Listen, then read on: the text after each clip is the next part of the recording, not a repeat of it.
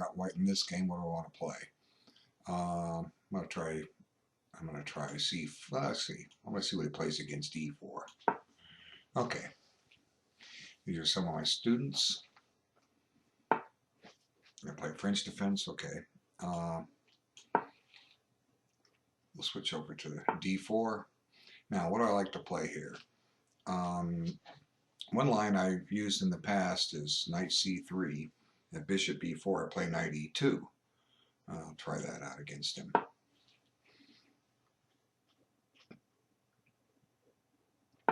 Okay, bishop B4, now I play knight E2. Now the point is, pawn takes E4, I play A3. Okay, C5 is probably a mistake, but I got to remember why. Okay, let's see. I believe I can play A3 here, and he has logical moves: bishop A5, bishop takes C3, knight takes C3. Both my D and E pawns are covered. You play bishop A5.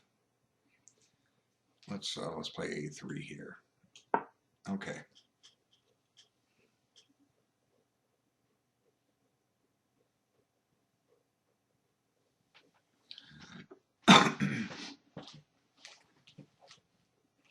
Okay, why is this little tab sitting here? I don't know. This little white rectangle with a triangle on the end. Okay. So he can take on D4, take on C3, retreat the bishop to A5. Now pawn takes D4, take back with the queen. Nah, I don't want to take with the queen. I think I want to take his bishop. Pawn take D4, pawn takes B4, pawn takes C3 to get his piece back, knight takes C3, D5, he took. Okay, so now I take back with the knight. I don't have double pawns. Okay. Now if he takes on D4, I can take with the queen, knight C6, bishop B5, bishop D7. Oh wait, there's G7 is hanging. I forgot about that. Let's see. So a lot of times it's not a good idea as black to, in a French defense, to play C5 until white has committed with E5. Okay, so now we have a lot of tension in the center. For what it's worth, his pawn on C5 is not protected. Okay. Let me check my settings. I want to make sure I'm playing allowed to have simuls. Let's see. Because I'm supposed to have another guy or two join here. One just messaged me a minute ago. Okay, let's see. Watch multiple games. Yeah, multiple games is turned on. I'm good. Okay, so now knight F6. Okay, so how to continue here?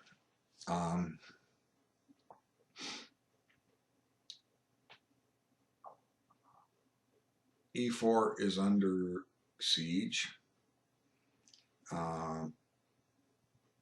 If I take on D5, I could end up giving him an isolated D pawn, and I'd have the bishop pair. But that activates his bishop on C8. And one of my rules that I talk a lot about is the rule of exchanges, where you don't want to improve the position of your opponent's pieces with an exchange. Now, I can take on C5, at least an interesting imbalance.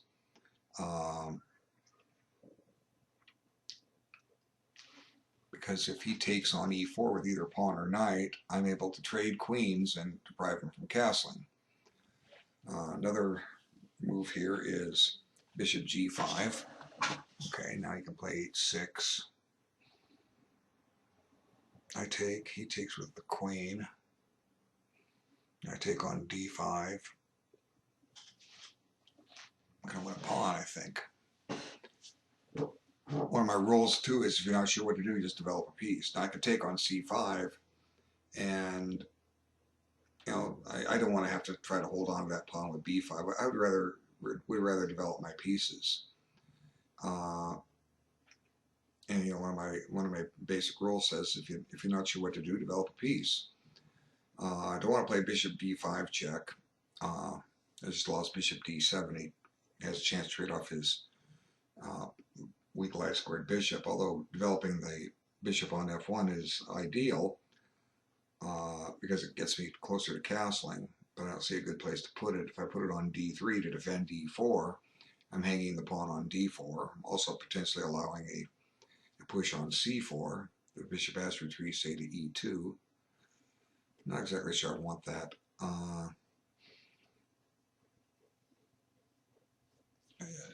Bishop g5 is similar in some respects to the McCutcheon French.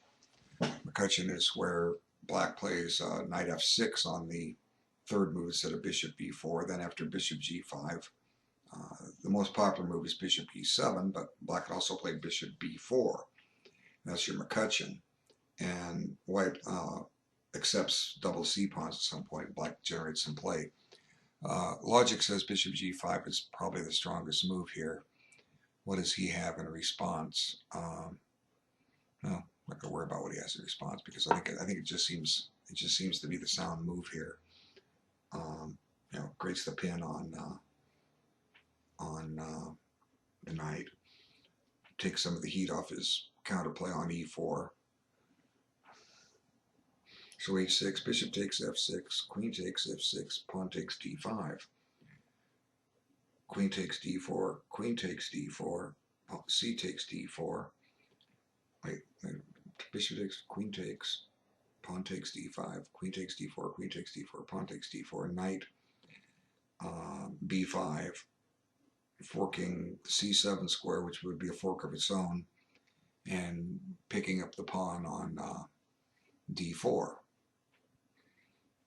Be trading my two center pawns if he ever wins the one on d5 for his three center pawns, e6, d5, and c5, if I calculated that correctly. But I can only play against what he does, like he plays h6.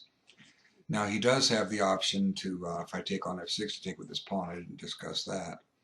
That might be the soundest strategy, but he's going to have to accept some double pawns. So, you know, the dark square bishop is not white's best bishop in French defense. So let's just go ahead and part with it and let black decide how he wants to go. He has two recaptures. Queen takes f6 and g takes f6. So if he takes with the g pawn, he has the double pawns. He took with the queen. Okay. Now pawn takes d5. He can also play pawn takes d5, but that allows me to play knight b5, threatening a fork. He can push d3, menacing b2, but I either get the fork or just take it and let him have b2. So I take d5 and see what happens. Okay, so this is a position I saw in my analysis earlier.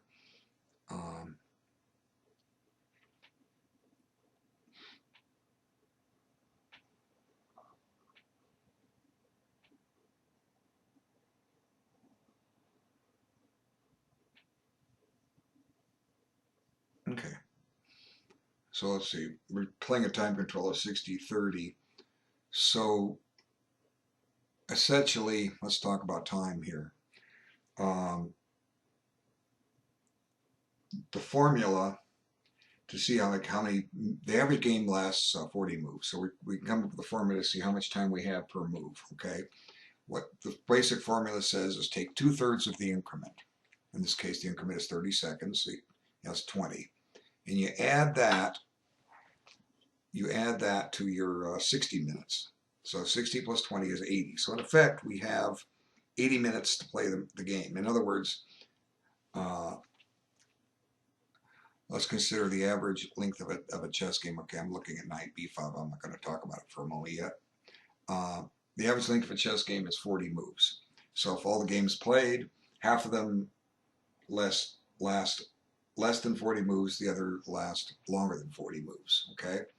Now, usually at move 40, but not always. Usually we can determine with a pretty high degree probability of outcome what the result's going to be. So the goal is to get to make it to 40 moves and ideally have a winning position, ideally, or at least know that you're happy with a draw or fighting for a draw. We want to know where we're going from there. Now, if you took exactly 2 minutes every move, when move 40 kicked in, you'd run out of time, but your increment would kick in. Okay, now you're going to have a 20-second increment a 30-second increment every time you move. And maybe the game goes 60 moves. Well, that's another 20 moves. You have, 10 more minutes of your clock, and the game will be over. Okay.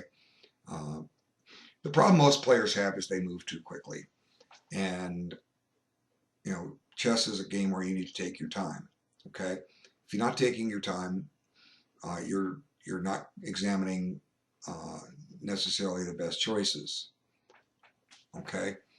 And that's what we want to be able to do. We want to find the best moves. So, when I tell my students, if you take more than the average you're supposed to take, even if you make a blunder, I'm okay with it. I will show you the right move. Okay. Or you'll discover it on your own before we hook up. But the point is, you have a chance to find the right move. Okay, so here the idea is knight b5, which forks the two squares, c7 and d4, which I talked about earlier. For the moment, let's see. I have 7 pawns. He has 7. So I'm not so worried if I don't win a pawn. I'm not really trying to win a pawn here. I'm trying to get a good position. So knight b5. He needs to protect the threat on c7. How can he do that? Well, he can play queen check. Okay, let's talk about that a moment. Queen check. I could play queen e2, which gives him a chance to develop my bishop. He doesn't have to play queen takes, but if he plays queen takes, bishop takes. Now he has to deal with the threat on c7. Since his rook is trapped, he needs to either move his king to d8, which probably is not good, or put his knight on a6. And that gives me the chance to take on d4. And then he can play pawn takes d5, and I've got my knight blockading his isolated pawn. I'm not up a pawn, but I've done that. Or I can choose to try to steal a pawn from him and play pawn takes e6 first, and after bishop takes e6, then I can play knight takes d4, and I'd be a pawn ahead. But I have given him a little bit of play. I've developed his bishop. We'll talk about if that more in detail if that position arises, because I can't move the pieces here on the analysis board. Okay, let's see. Queen e5, queen e2. Now he doesn't have to trade queens, but his queen is on pre. So he can't defend it with knight d7 because I trade queens and then fork him on c7. He can't retreat to d6 or c7 because my knight on b5 would be in the way. He could retreat to queen to f4, but after I play g3, I kick that queen again. I'm driving him off the critical square. So knight b5, he might have to come up with a move like queen e7. Then he's threatening a discovered check, but I could throw a wrinkle in the armor and play d6, temporing the queen and preparing a knight check. So knight b5, he might have to come back queen d8, in which case I could choose to just take on d4 with my queen. I'd be hitting g7. So I'm pretty sure knight b5 is the correct move here. Let's go ahead and play it. Now, for his time, he's taking, he basically has the time he started with. So he's taking 30 seconds to move thereabouts. And you have an average of 2 minutes. Okay? So, and it doesn't mean take 2 minutes every move. Okay? Sometimes you want to take 10 minutes on a move. Sometimes you want to take 10 seconds on a move. Just depends. Like, you're in check. You have 3 legal ways to get out, and 2 of them look pretty bad. Just on intuition and what the position is like, you can probably safely play the 3rd move in a couple of seconds, especially if you've anticipated the check in advance and been considering it. Now, what to do when it's your opponent's move? Well, right now I'm talking about useful strategies, but right now let's look at this. White to play has a threat. Knight c7 check wins a rook. Okay, the knight on the a8 is probably a goner, but I'm not worried about that.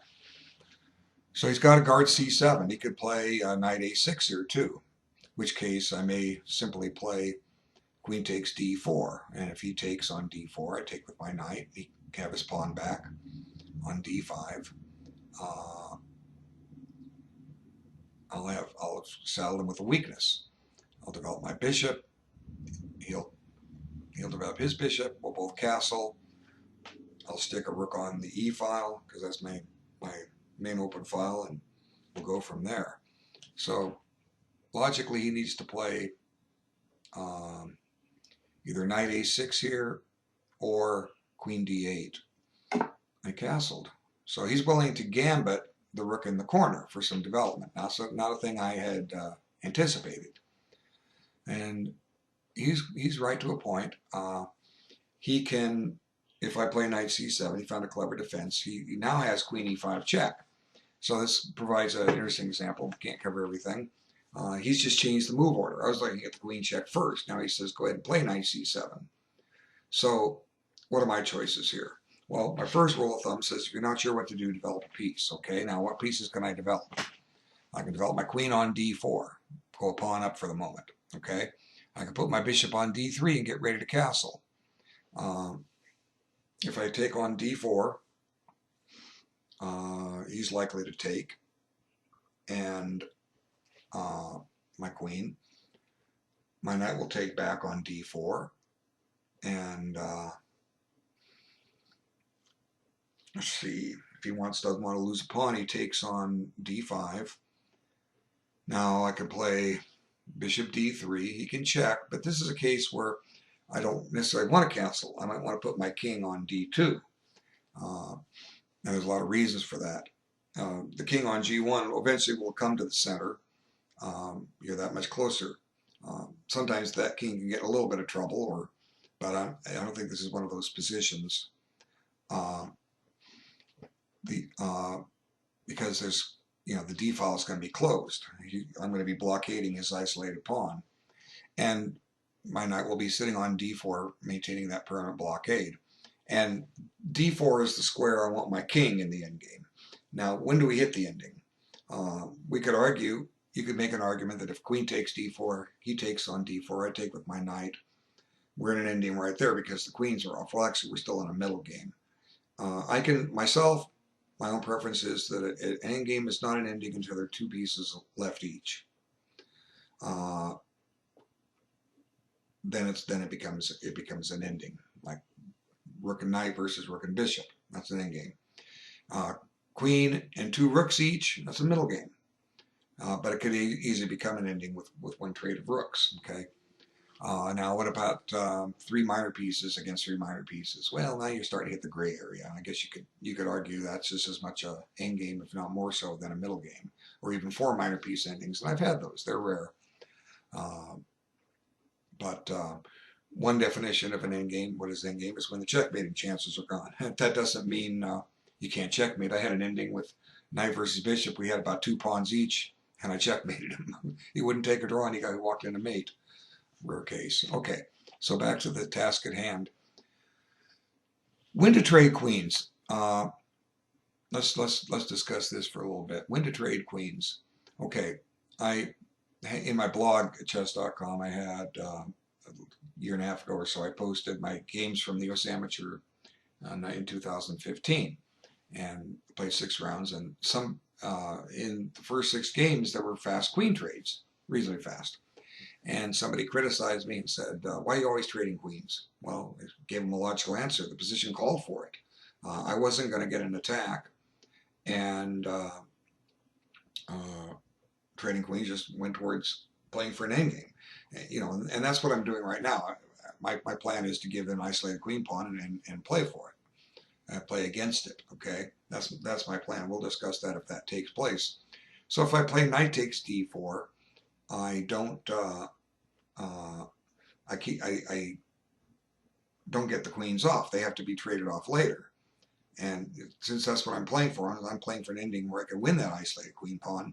I want to trade queens. So, this is the logic here, that we want to take the queens off the board. Now he doesn't have to trade queens. He can keep them on. But what could he do? He could play e5. Now e5 activates his bishop, tempos my queen, but also means he's going to be willing to play a pawn down. because he would be sacrificing a pawn, and I'll have a pass D pawn. So let's just go ahead and take. Supposed to have another game starting. He hasn't challenged me yet. I'm waiting for him. Okay, so queen takes, knight takes, pawn takes D4. Might put the bishop on D3. And okay, so this is actually an easy move to play. Okay, knight takes. Now he needs to take back with the pawn. Now the question is, where do I put my bishop? I could also castle queenside here. I could also return to the scene of the crime and play knight b5. Although I really don't know if that gets me much. Let's see. Maybe it does. Knight b5 threatens to go to c7. Okay. So he needs to make a safe square for his rook. Okay.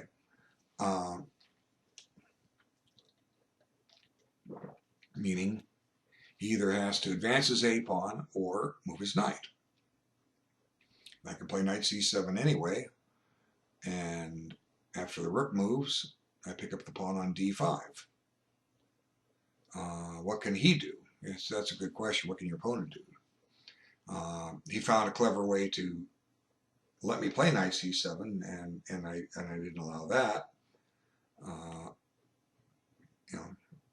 So anyway, let's come back to the discussion here. My first rule of thumb is, if you're not sure what to do, develop a piece. I'm going to bring up my Skype here a second. Get this over here off the screen.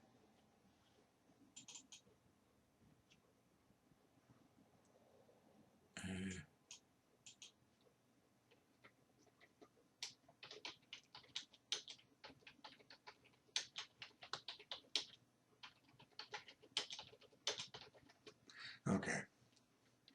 So the message that the guy's supposed to play me. All right. So knight b5 certainly looks like it's going to win a piece. I'm not win a piece, win a pawn. What else can he do? He can play rook e8 check. My king goes to d2. He still has to deal with the threat. Now he can play rook e7. And now he's got the 7th rank covered. I can't play knight c7.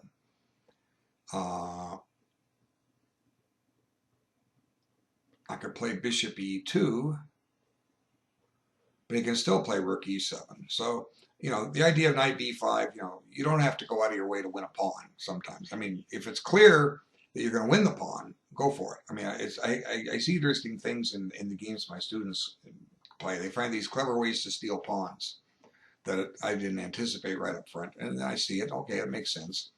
But then, for whatever reason, winning the pawn may not have been such a good idea because their opponent gets something. Maybe a little activity with the minor pieces or open files for the rooks. And then they have to play accurately, or they may lose their pawn back. And if they lose their pawn back, they're often left with an inferior position. So I'm not so concerned about grabbing a pawn, because in the long run, the objective is to win the pawn on d5. If I win the pawn on d5, the game's over. Okay. Well, I have to win the ending, but I mean, that's my accomplishment. So if I win the pawn on d5 with development, this is all fine. So let's see. Another idea I can play here is castle queenside. This, I was talking about getting the king to d2, but c1 is fine. It covers the c pawn. It covers the b pawn. It's hard for him to muster up extra attackers on that. Also protects the knight on d4. Like, for instance, let's look at some moves here. Bishop d3, I think a move I was talking about. Rook e8 check. King d2. Well, now he has knight c6. Okay. Now, if I take on c6, I've undoubled it, or I've unisolated his pawn. He'll still have an isolated a pawn, but he'll no longer have that target. So if I castle queenside and knight c6, I can consider a move like bishop e2, and with the idea of transferring that bishop to f3 where I'm pressuring the d pawn, and if he takes on d4, my rook is able to capture it.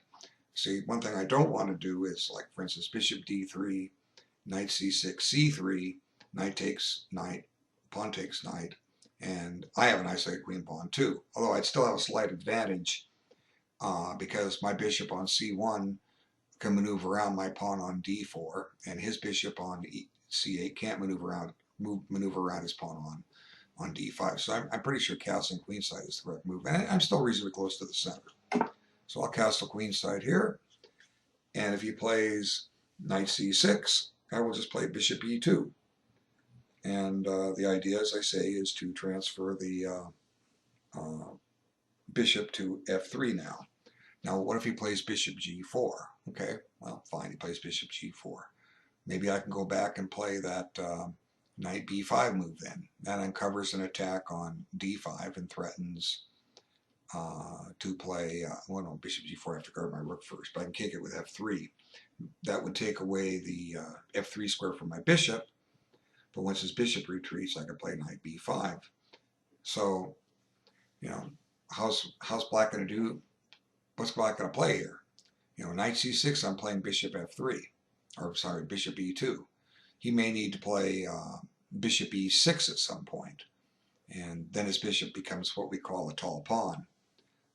A bishop rather resembles a pawn, just a little larger, you know, like your style chess set. You'll verify that yourself. Okay, he did play knight c6, and again, I don't want to take. I want to improve the position of my pieces. So I'm shooting for bishop e2. That's what I'll play. I'm going to wait. I'm going to wait just a second though. Okay, before I play it. Some people might want to fianchetto the bishop. It still gets on the same diagonal just as fast. But it's a general rule: don't move your pawns in the ending. Keep them. I mean, I have one pawn move, so does he, and I'm talking about the pawns outside of the center. Okay, see this h2, g2, f2. That's your perfect pawn structure. I would rather this pawn on a3 was on a2 for the perfect pawn structure, but it isn't. Because you see, this gives you the most fluidity. As to if you need to move those pawns later, you can decide later which way you want to go. You don't want to create weaknesses in entry squares. Like for instance, suppose he had played bishop g4, and I played f3, and he went back to h5, and I played g4, and he comes back to g3 or g6. Now what I've done is I've created a lot of dark squared weaknesses. His king might be coming in those later. Also, with my pawns advanced, he might be able to counterattack those pawns with his pawns, you know, with an f5 or an h5 push, opening up lines for his rook to come in. If I don't move him, he's not coming through with his pieces. So bishop e2, he can make a threat. He can play rook e8. Okay, the idea is that his threat is knight takes knight, rook takes bishop. Then, in which case, I could put bishop on for f3, and he's suddenly defending d5. So bishop e2, rook e8, bishop f3, bishop e6. And I can play my rook to e1, and let's see. He doesn't have time for knight e5 because his bishop on e6 is in the way. So bishop e2 is my move. I'll go ahead and play it. Let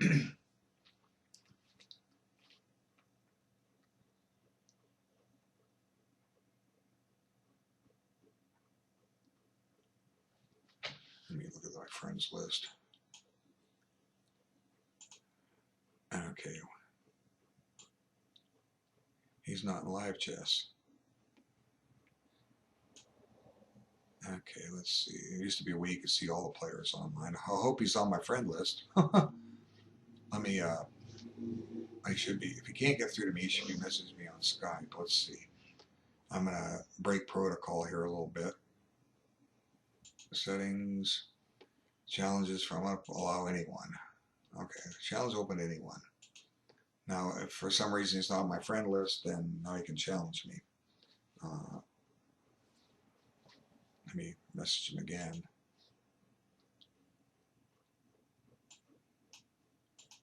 Okay.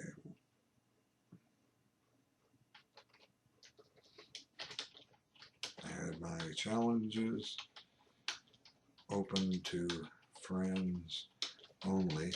I think you're on my friend list. If not, I opened challenges to everyone. Okay, so he did play bishop e6. There's the tall pawn. You know, this bishop has one diagonal. It's defending a pawn on d5 and anchored by a pawn on f7. So now what I want to play is bishop f3. Okay, this follows through with what I want to do. Okay, pressure on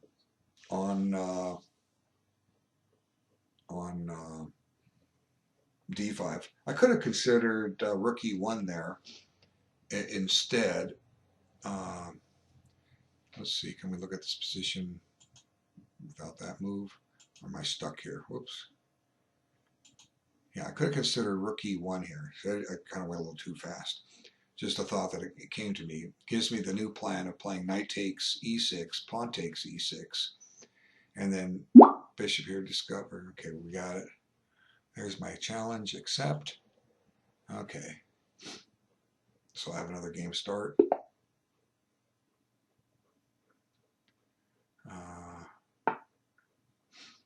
Okay, you're going to play d4. I'll just play d5 here. We'll see where it goes. Okay, so, okay, you can play knight f3. So I'll try to play my Jagoran system against him. If c4, I could play bishop g4 on a mainline Jagoran. Probably play, no, he came over and defended. Okay, I'm going to go create a threat.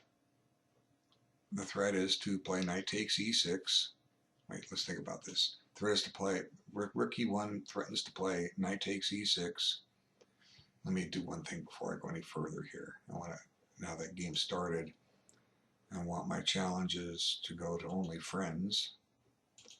Okay, that's done.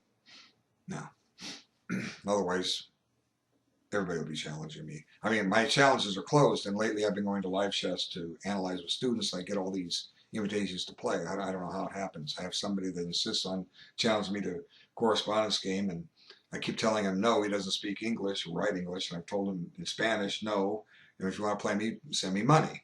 He keeps challenging me. Last time I said no, not at all, never. I think he got the hint. He hasn't challenged me since. Okay, so slight advantage white because of the isolated queen pawn. This looks like a natural move. And it does threaten to win a pawn. Okay, now I see bishop f4. I'm used to that move. I've had this position many times. So now I play bishop g4.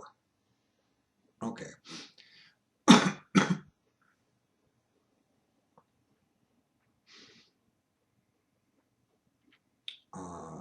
The follow will be e6, bishop d6.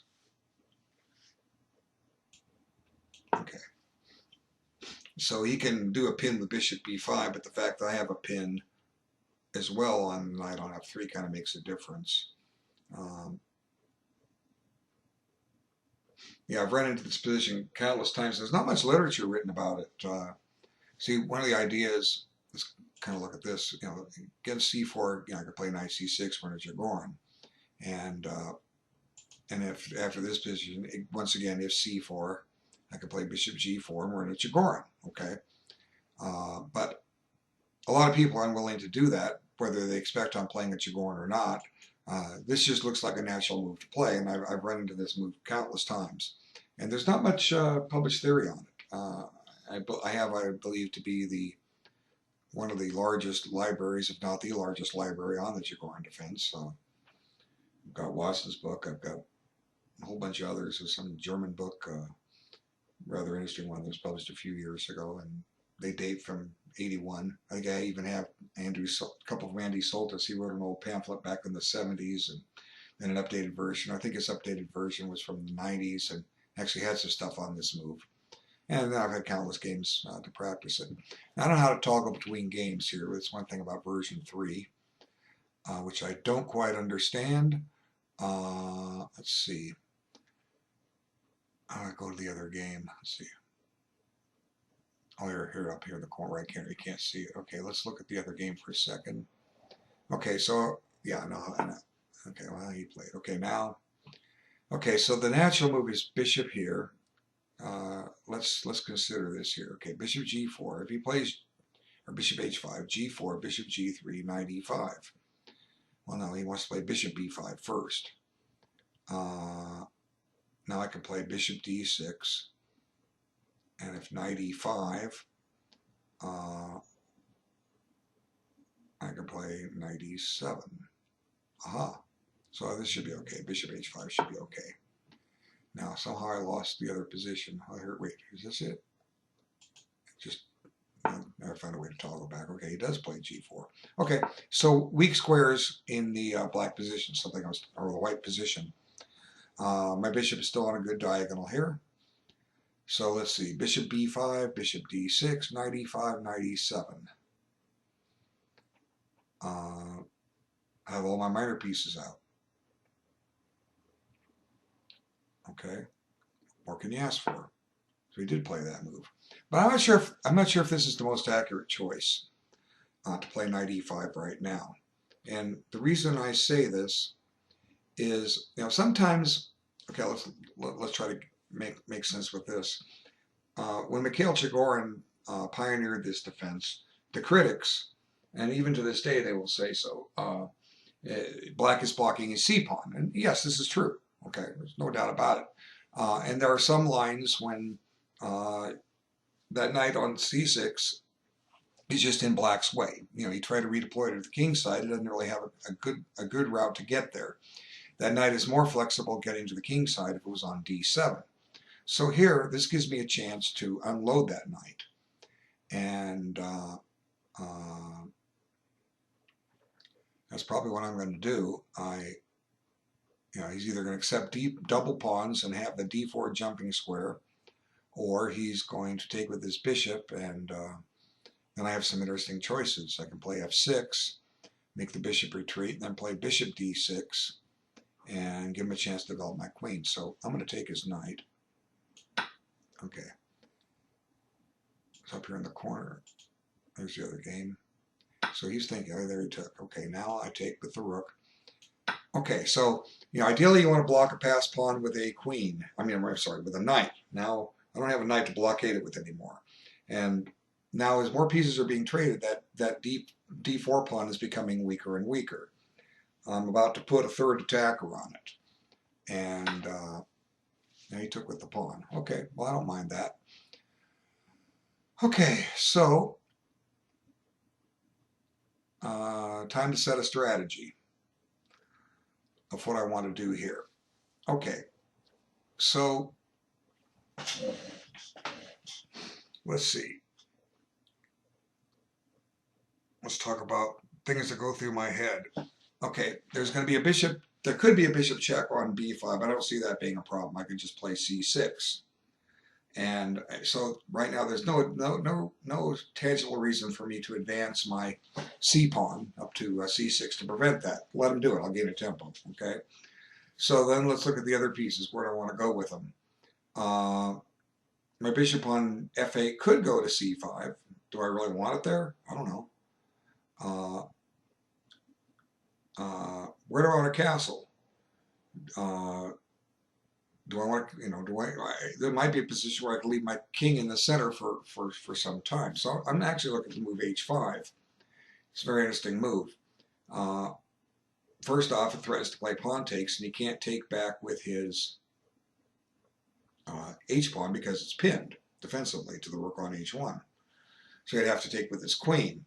And that gives up the f5 square, so I can play knight h6 with tempo, and either surrenders the bishop pair or moves his queen and lets me drop my knight into f5 at my leisure. Okay. H5, and if he pushes g5 in response, well then I have the f5 square back to my own. So h5, he can play bishop g2. I take with the pawn. He takes with the pawn. I swap rooks, and he plays bishop takes h1, and my queen can come to h5, and I'm menacing his pawn on g4. Interesting, a little bit of initiative here. My king is safe on e8. He's not getting at it. He doesn't have anything coordinated to attack it. His bishop on g5 is all he has developed. So I'm thinking h5 is a good move here.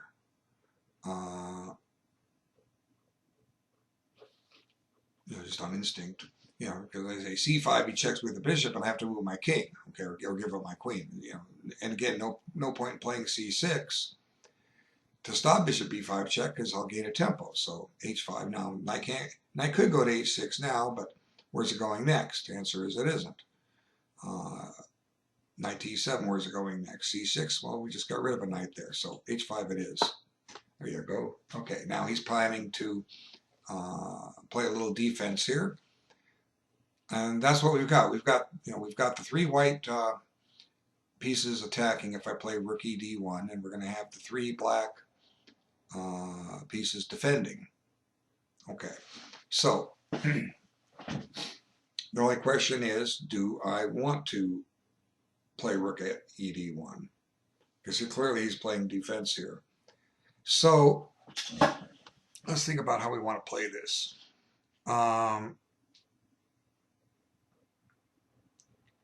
Black only has one weakness, the pawn on d5. So strategically, the game's still even. I have to create another weakness in this position, or I have to overwhelm that pawn. So the first thing is the tactical motive. Rook fd1, rook fd8, c4. Pawn takes. Rook takes d7, rook takes d7, rook takes d7, bishop takes d7, bishop takes b7. Now I've exchanged his isolated d pawn to become an isolated c pawn, and I've got the rooks off, and my king is close to his bishop. To his c4 pawn. So that looks like maybe there's a win coming up here pretty quickly. Rook d1, rook fd1, rook ed1, rook ed8, c4. I've got four attackers on d5. He takes on c4.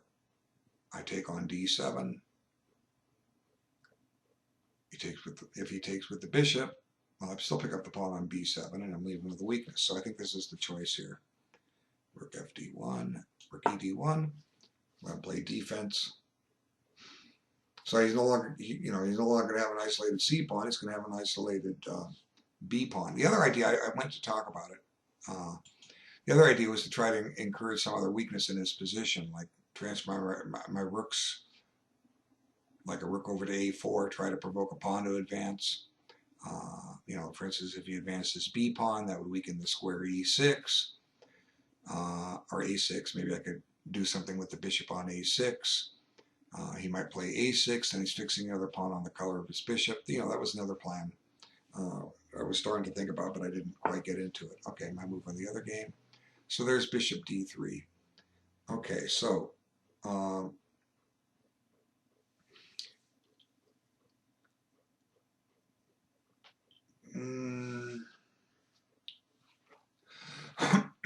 what to do here? Okay. One basic rule says if you're not sure what to do, develop a piece. Okay, let's look at that.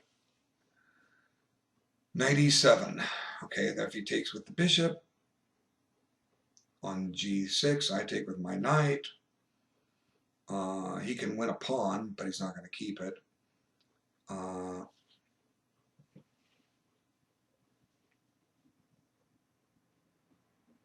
Let's see, knight e7. You can play bishop g5. Pawn takes g4. bishop takes g6. I need to take with my pawn. He takes back with the queen, and he's hitting a couple of things. 97 looks like the move. Anytime he takes on h5 with his pawn, he'll have doubled h pawns, and I should be able to surround that pawn and win it. So knight g7.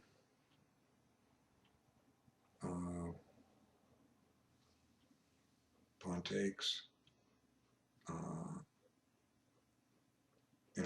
Win that pawn at my leisure. 97 looks like the move here. Bishop g5. Well, then I can take on d3, even though it develops his queen. Then I can play with my queen on d7 and shut off the counterplay from his queen. This looks logical. Knight e7. Okay. Now we can go against the moves our opponents throw to us. Okay, so up here on the right actually shows, kind of interesting, it shows you can't see it on the video, but it shows my opponent with how much time they both have left. And when I first discovered this, it showed me both games. Maybe if I go to the other game, it'll bring, let's see. Okay, there's the other game. Now it shows the time here. So he's starting to take his time a little bit now, but basically he's gone a little too quick. He's gotten 8.5 minutes off the increment, and he spent 10 minutes on the clock. 18.5 minutes for 17 moves. So he's going about a minute per move. He's going a little too quick. Okay. That's all I can say is, you got to slow down. Now, I'm taking my time. Well, part of the reason I'm taking my time is I'm playing 2 games. I wish it was more, but it's 2 games. I'm playing 2 games, and did I close my challenges? No, I think I have to leave them open because there may be one more coming. Probably not going to come, but he's more welcome to come if he does. Let's see.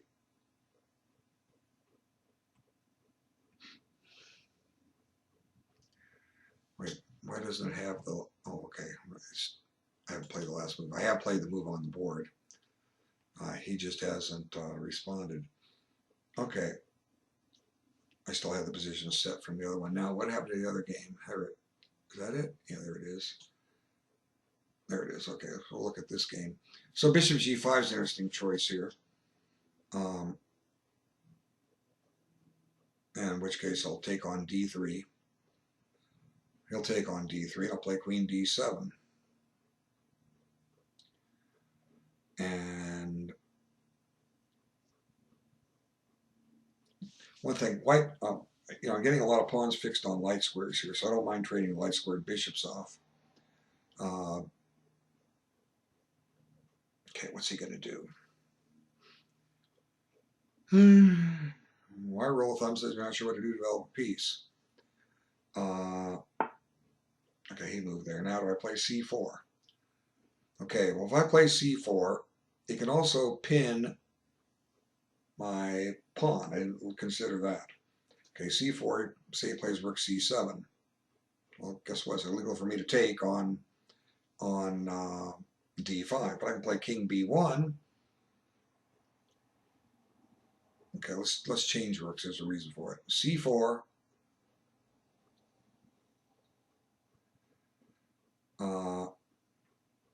Rook c8. King b1. Now he can play rook takes b5, rook takes c4, rook takes c4, pawn takes c4.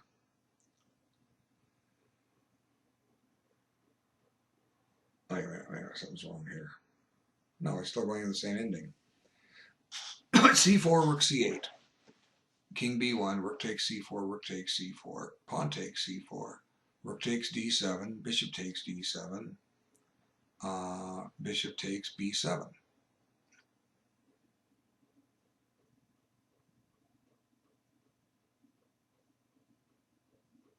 So I should do it, huh? c4 seems to cinch things up. So this is the kind of position you want to strive for. where your pieces are attacking and not defending. So c4 is the move. Rook c7 isn't as strong because king b1, rook takes c4. When I play rook takes c4, he can't take, if he takes my rook on c4, his rook on d8 is unprotected, and the other line is protected by his bishop. So unless I'm missing something, this just creates a threat of pawn takes. And I'll have 3 protectors, and that pawn will become a major nuisance in his position. So c4, pawn takes, rook takes, rook takes, rook takes, bishop takes b7, and now I work on winning this pawn. Shouldn't be hard at all. He can play c3, in which case I could probably even just take, and then I would be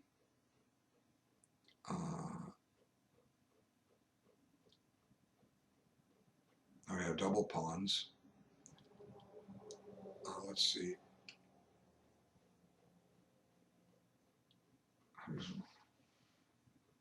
Something's wrong with my count here. What am I doing wrong? Okay. I'm looking at him playing c3.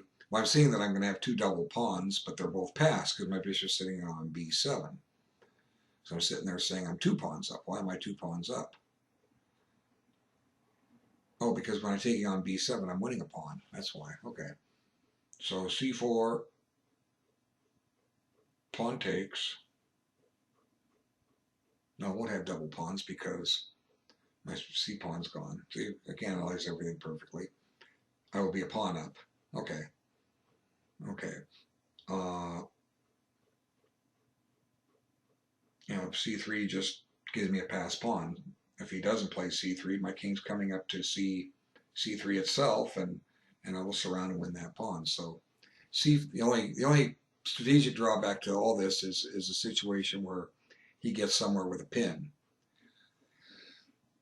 or activity on the c file. We want to make sure he doesn't switch his rooks over to the c file and get double. So c4, rook c7, pawn takes, pawn. Now I have to play king b1. Okay. Now you say doubles rooks on the c file. Well, I don't want to take on d5 with my pawn. I want to take with my bishop. Get interesting. It's always good to see what your opponent can do. So and for me to share my thought process, I got to show you how I look at everything.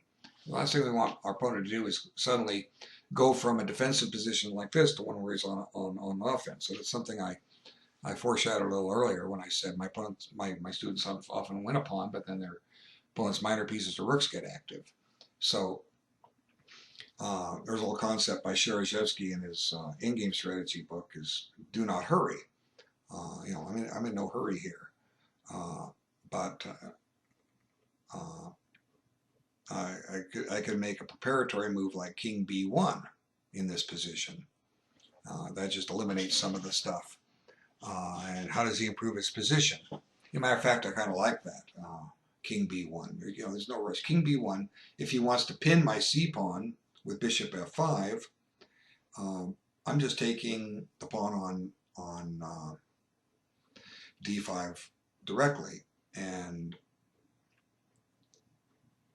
how does black improve his position here? He can try to bring his king to the center. Well, that's fine. I can still play c4. And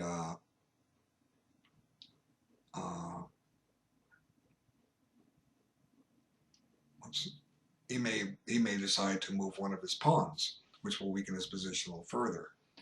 Now suppose he tries to move the pawn to b5. That would stop c4. So one could argue that you just thrown away your advantage. Well, yes and no. He stops c4, but he's also weakened his position further. So maybe king b1, b5 might not be so bad. He gets to play a6, and he's definitely on the defensive, but I don't know. I'm just going to play c4. King b1, b5 is an interesting move. It's his only hope. It stops my c4. So here we go. We'll see what he does. If I'm wrong, he'll show me. Okay, he did play bishop g5 as expected. So now the question is,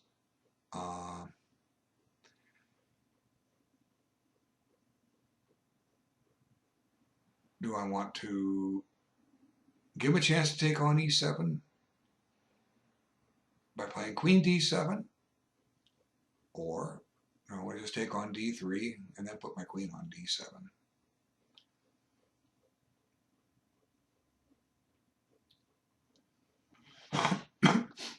I'll take on. I think it's wiser. The rule of exchanges says don't make exchanges which improve the position of your opponent's pieces. By taking on d3, I'm moving the white queen up to d3 for him. But the alternative is, like for instance, if it was white to play here, his threat is to play bishop takes e7, tempering my queen, and then when I recapture, he takes on g6, and I get some pawn weaknesses. Which I don't necessarily have to take. So bringing his queen to d3 takes him off the g4 square and causes him to make some kind of a preventive maintenance move against that. Let's see. Interesting move too at some point might be d4. Point of d4 is that I'm clearing d5 for my queen to run to.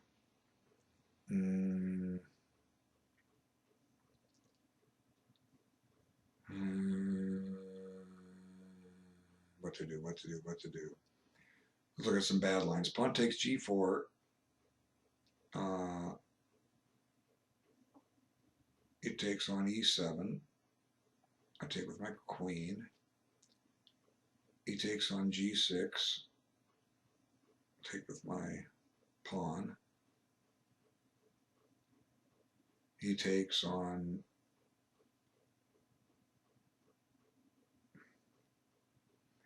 g4 with his queen.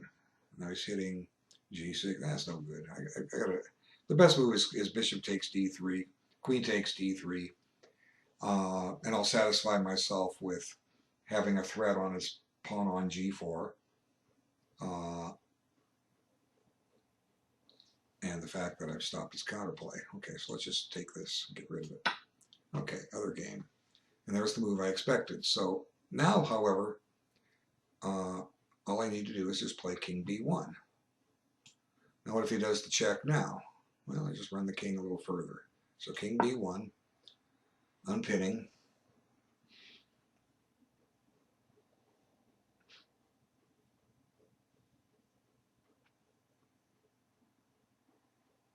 Rook takes c4, rook takes c4, pawn takes c4, rook takes d7, bishop takes d7, bishop takes b7. And he has a new weakness.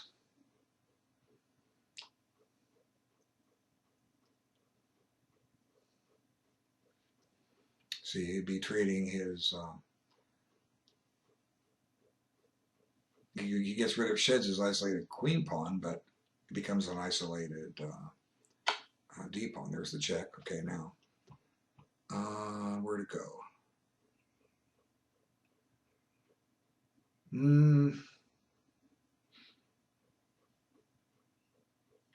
I have to go to the corner. I think putting on a light square might be a little bit of a nuisance. King a2.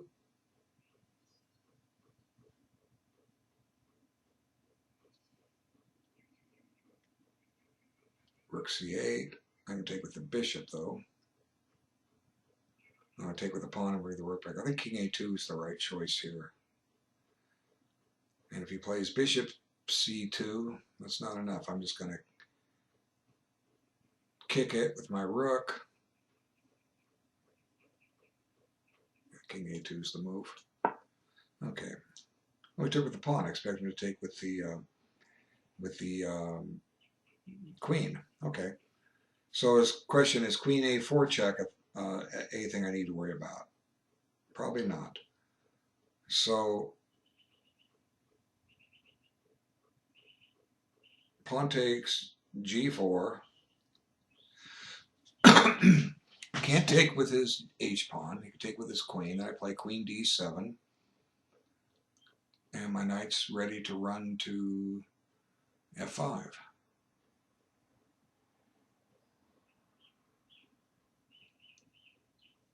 And we could have a situation with some possible gambits here. Let's see. Pawn takes, queen d7, bishop takes e7. I could take with my bishop, allow him to take on g7. Then I can castle queenside, and he can steal a pawn on f7. But suddenly I've got a whole bunch of open lines to go after his king. Could get interesting. Well, we'll talk about it when we get there. I don't so much care if he plays pawn takes. Let's see, so the alternatives, it's either me play pawn takes or me play queen d7. Queen d7, pawn takes. I've agreed I don't mind that. Queen d7, bishop takes, bishop takes. Pawn takes, like I say, I don't mind that.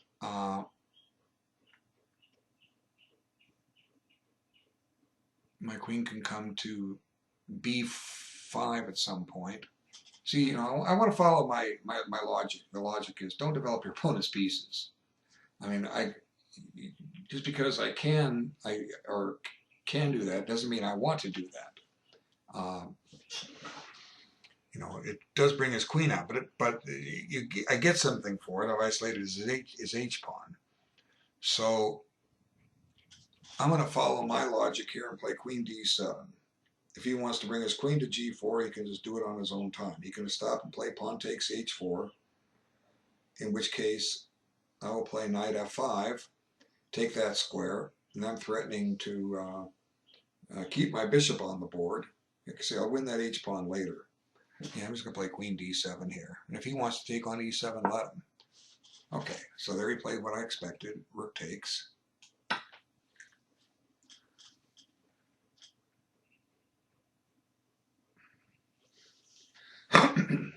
Now he takes.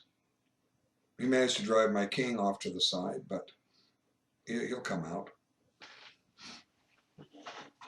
I don't know if I have to push a3 and king a3, king b4 to attack the pawn on c4. So we're going into a bishop ending here momentarily.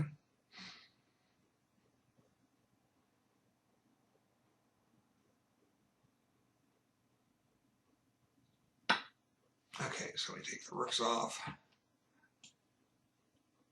And then we're going to pick up this pawn down here. Okay. They can play bishop e6 and threaten discovery. I'll just put my king on c2 or b1. He checks me. I go to c1. I go to d2. I own the dark squares. So 1, 2, 3, 4 moves. 1, 2, 3, depending if he takes that diagonal line. I'm 3 moves from getting my king to c3. He's 4 moves from getting his king to c5. Okay, so he played there. Now what do I want to do?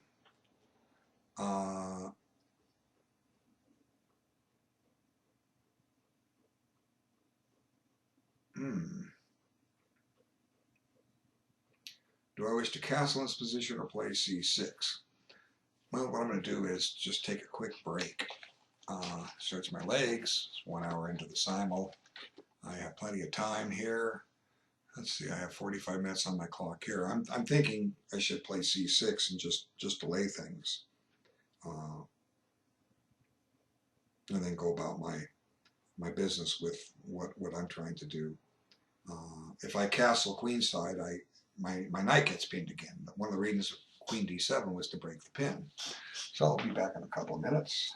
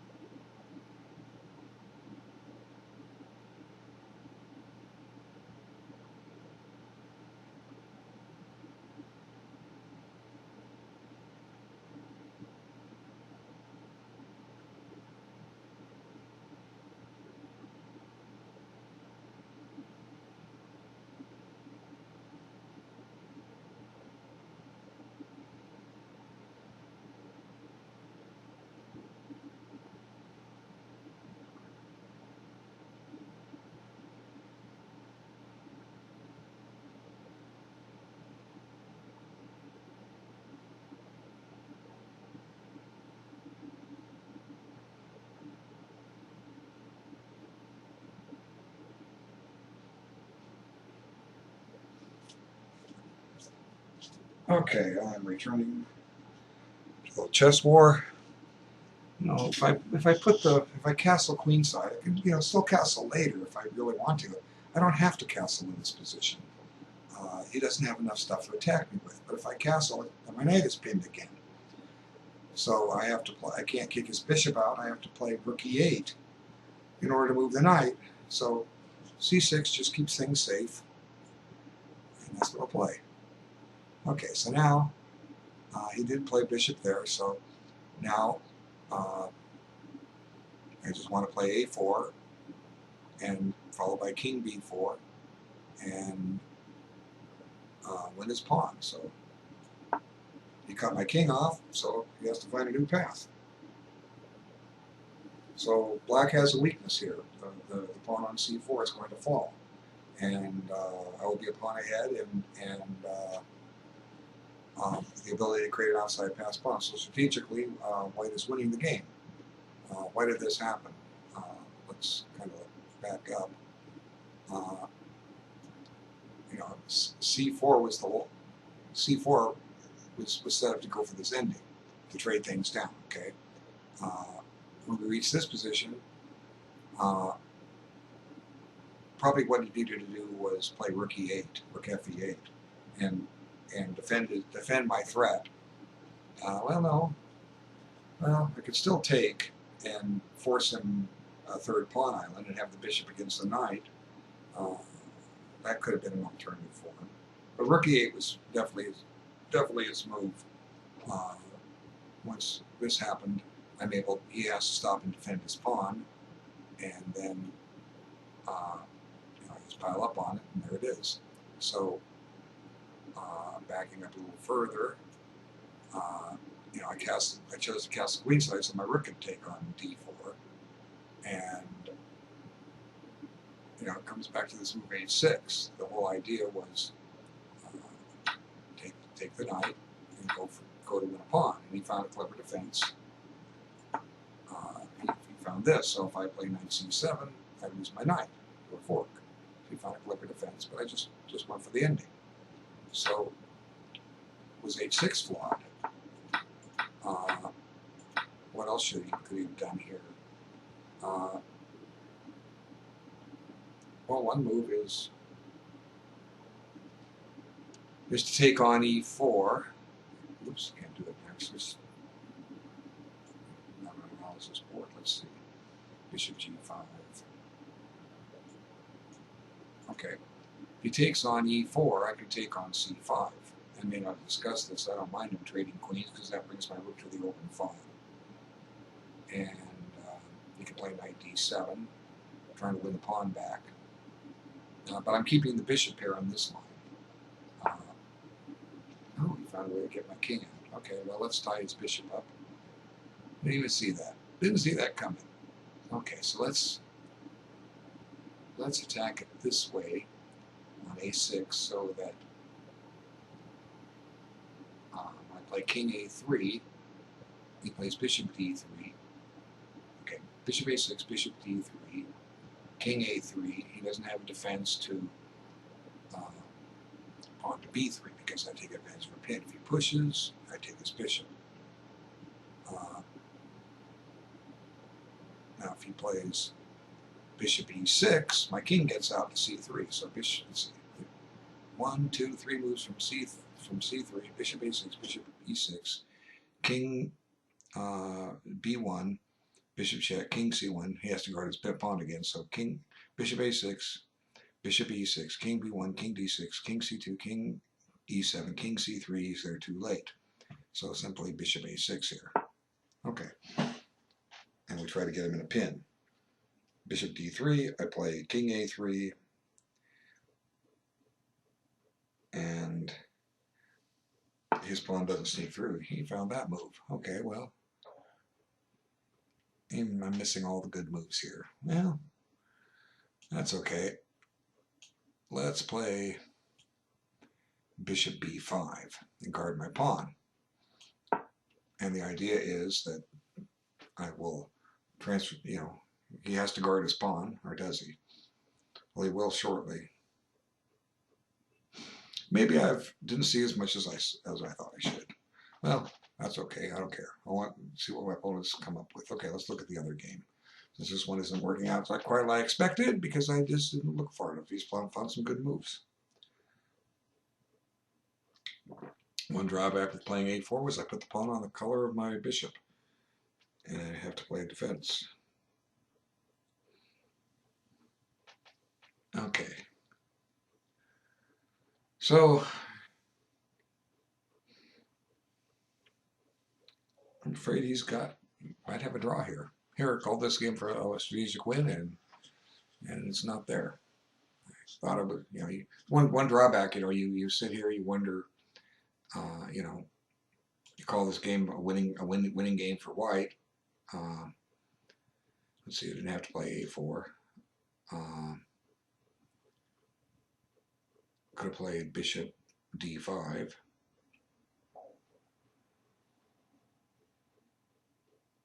Yeah. Bishop d3, but I no longer have the pin. My king can't get out. Okay, so f3. He wants to take back with his f-pawn. Okay, so now I get to keep my knight on the board, at least for now. Where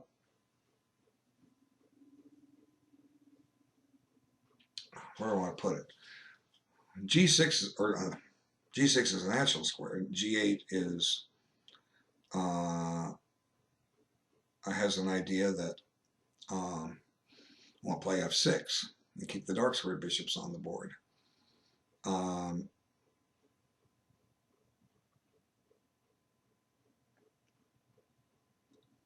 Let's see.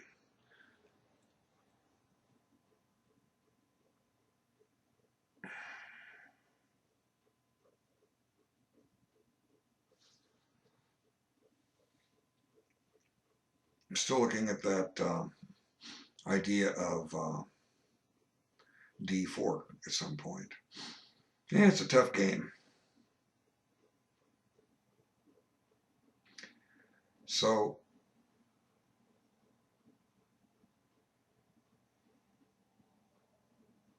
let's see. Knight c8 is an interesting move.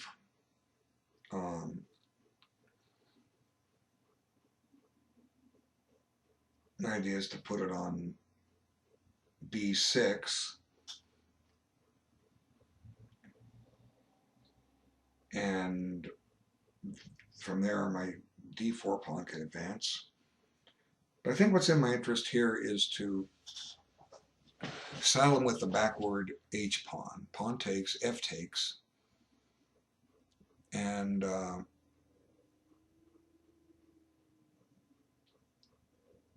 then play knight g6.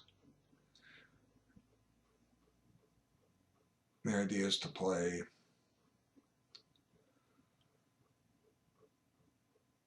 knight h5 at some point, or bishop e7, and try to penetrate against his king. I'll go ahead and take. Okay. Now he's going to play king f8. Okay, my king can't get out. Unless, well, let's see. I can take on c4, and I do maintain some pressure here. He takes on, unless I guess I lost the tempo. Rats. Okay, bishop take. I should have taken on c4. Let him take there. Bring my king up, and then work on winning a5. So maybe this is still a win, but I've lost the tempo. So, I'm moving too fast. I spent a lot of time talking too. Bishop takes c4, bishop takes a4, king a3, gains the tempo.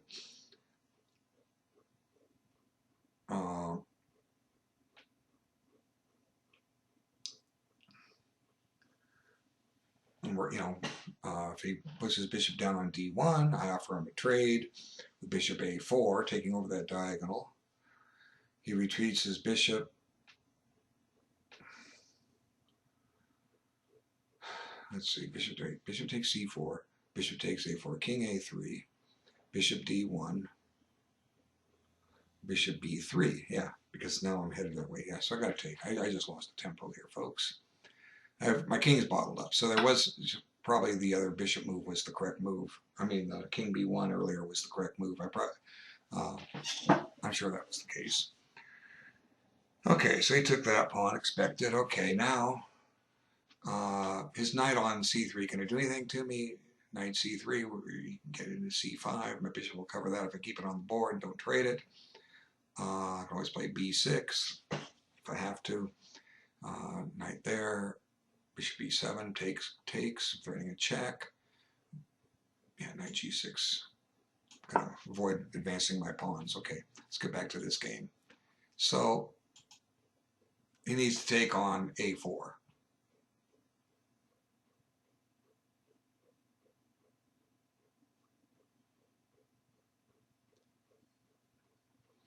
And do I play bishop b3 right away or king a3? Okay, play d4. Okay, that fixes another pawn on a dark square. A natural break is something like c5. Do I want to do that?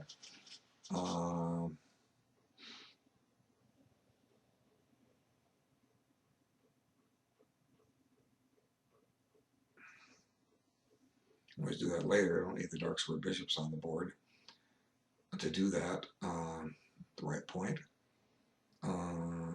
Bishop e7 threatens his bishop. If he takes, I could take with my queen. I'm threatening a check.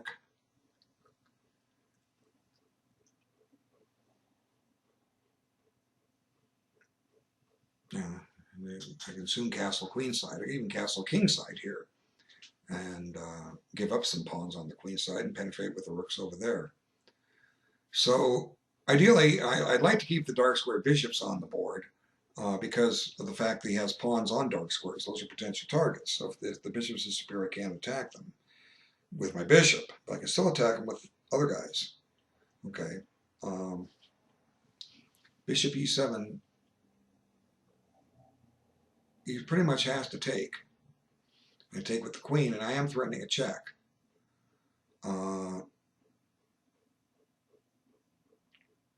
He can. His king is just a little exposed here. So I'm going to play bishop e7, trade him off. Wait for c5. I could do that in the ending. Okay, he took. Now, how do I want to do this? Bishop b3.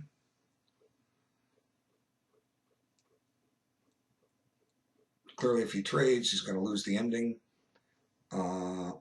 He retreats his bishop, maybe to c6 to gain a tempo. In which case I could play g3. Notice that I'm on that pawn on f7. That's kind of critical. Let's see. I could play b3. b3, but then I gotta, to win that pawn, I gotta get the king to b6. Bishop b3, bishop c6, g3, king e7.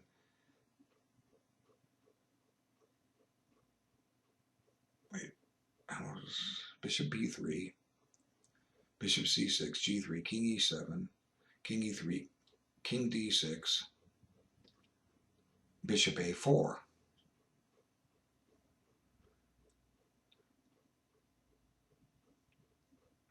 Bishop takes, his king can't cover a5. So, bishop e3, bishop c6, g3, king e7, king here, king d6, oh yes, stop and guard f6, f6, yeah, I gain a tempo there. That was critical about being on this pawn. So bishop b3 is the move. Bishop b3, bishop takes, king. No, you can't do that. Bishop c6, g3, king e7, king a3, f6, bishop a4. Bishop goes somewhere. And I put my bishop on b5, my king marches up. Okay. Now what's happening here? He kept it on the board. So, okay, not a very good piece of his. The only question is, How do I want to try to exploit this? Okay, I can do the check.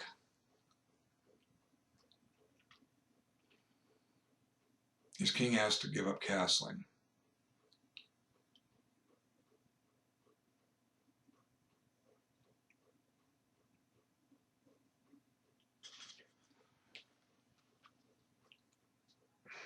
Probably go to f1. Because I might put my bishop on f2. You know, if I take the bishop on f4, you know, my bishop would be a very good bishop. I would be undoubling his pawns, and I can play for c5. It's going to give me a protected pass pawn. It's going to give him a potential pawn break of f5. Could lead to some counterplay from him, especially if I'm going to play c5. You know, all of a sudden the position's opening up a little bit. My king becomes less safe.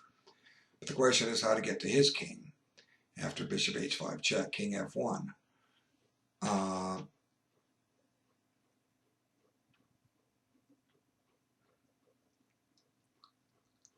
Bishop h5 check.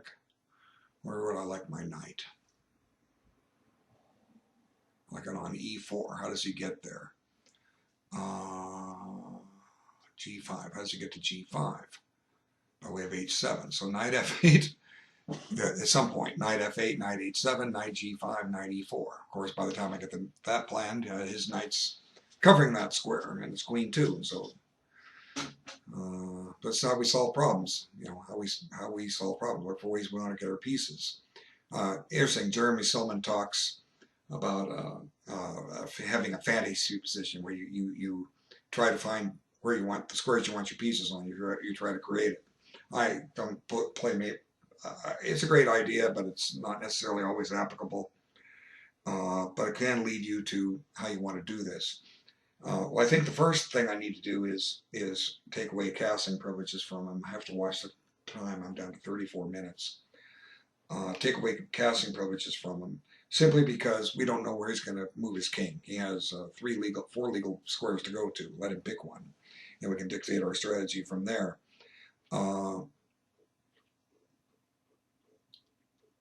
Let's see. Another idea is castle long, play rook h7, and double up the rooks. Well, a little slow too. His king might transfer to g2. And where do I penetrate? You know, of course, I can always do that later. Another idea is give the check and bring the bishop back to d8. That clears e7 for my knight, unless my bishop go to a5, although I don't know if that's any good. Get the bishop to b6, supporting a c5 break. Let's got a c5 break now if I want it. No, I think it's wise to check him and figure it out. Let's just take away casting from him and we'll work it out. Now let's get back to this other game. He won. He resigned.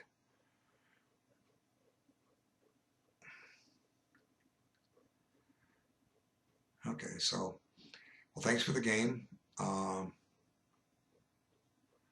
So from here, g3, king e7, king here, f6, bishop a4. He has no targets with his bishop. Let's go here. Now I put the bishop on b5. Now he should activate his king. Oh, we can't do it there. Let's see. Okay, king there. Okay, we have one game to play. So, transfer the knight somewhere, and maybe even play g5. g5 takes away that square from my knight. Let's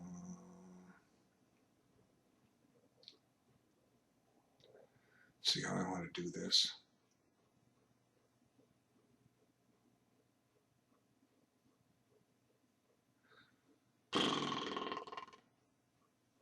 Let's see. Knight takes, pawn takes,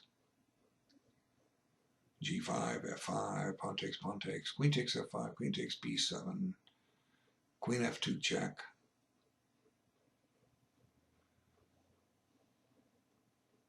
Get some attacking chances. I can castle kingside. I don't like undoubling his pawns. Knight takes, pawn takes.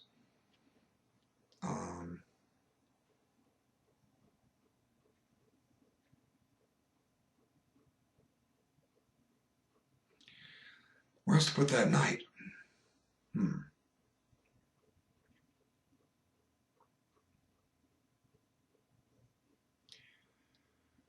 Knight f8, knight h7, knight g5.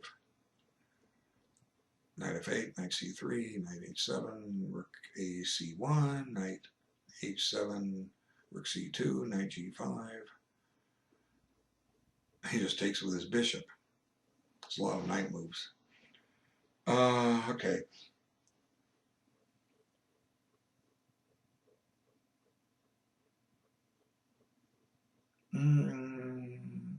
A5 is an interesting move here.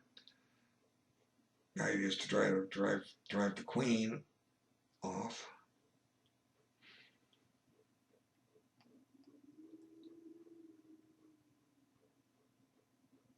Another interesting choice is, yeah, I can say bishop d8. I kind of hate to go back to e7. Then I've just given him a free move and taken away his castling privilege. He may still try to castle by hand on the queen side, but if that was the case, he might have gone to d2 or d1. Tough game. Let's see.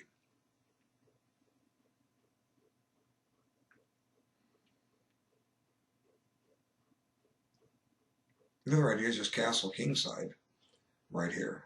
It's definitely not attacking me. And try to open up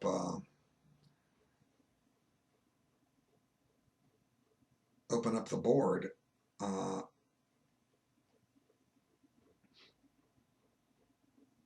Actually, it doesn't look like a bad idea. Prepare f6. Yeah, castle's kingside looks like a good logical move. He won't break through unless I open up lines. But I'm opening up lines to try to get at his king. So I'm just going to castle here. Now let's get back to this other game. If it's still there, where is it? Oh, I lost it. Oh, there it is. Okay. So king d3, king e6. His alternative would be, let's back this up one, would be he's got to keep my king out of a4, but here I can play this. Now he goes there. Now I go here. Maybe he had a defense here. Did he have a defense? Interesting. Let's see. Okay, so he gave up. I think he played king e7 and gave up. No, he gave up. Okay, he didn't. No, he gave up after g3. So now king a3. Now he has to save the pawn. Now I offer the bishop trade. He needs to decline. Now my king needs to. Of course, there's another way to attack his pawn. Maybe. King b3 with the idea of king here and king here. So maybe the bishop shouldn't go to e4. Let's put it on f3. And the reason for that is on king b3, he can just repeat the position. See, I don't make any progress. So now I have to come here. Okay, that lets him come back here again. Fascinating.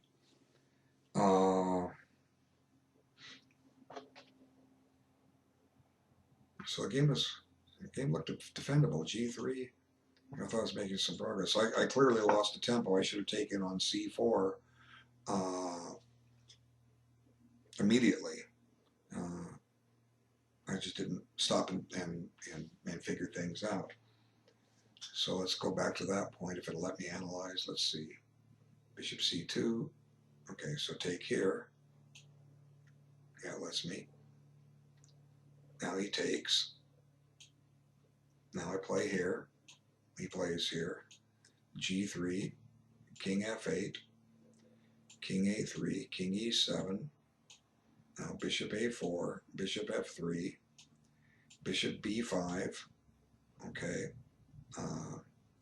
bishop here. Now I bring the bishop back. Now he has to spend the tempo. Now b3, king d6, king here, and it's done. Yeah, so he may have resigned from a drawn game. But play these things out. Okay, now we get to the other game. There it is. Oh, come on back. There it is. Okay. So my king is safe. It's bringing me back to this game. Chess.com, get with it. Get with the program. Okay, let's see. I want this game up. Okay. Now, time. I have 30 minutes. So I used, say we want to be at 0 when you hit 40 moves. I'm using a little more time than I should. Part of it's because I was playing the other game. Part of it's because I'm starting to talk about these games. Still don't have a clear-cut plan here other than try to open up the king side here. My plan is to play f6. He could play queen c3, c2 or d3 and attack that knight, but I can always put the queen on f7 or just liquidate on f4 and then take on e5 and penetration. So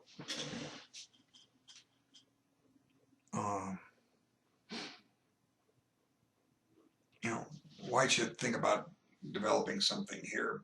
The knight might be better on d2 because it holds f3 for what it's worth. So I didn't even expect to castle kingside here earlier. It was actually, I gave a reason not to castle queenside because my knight would be pinned.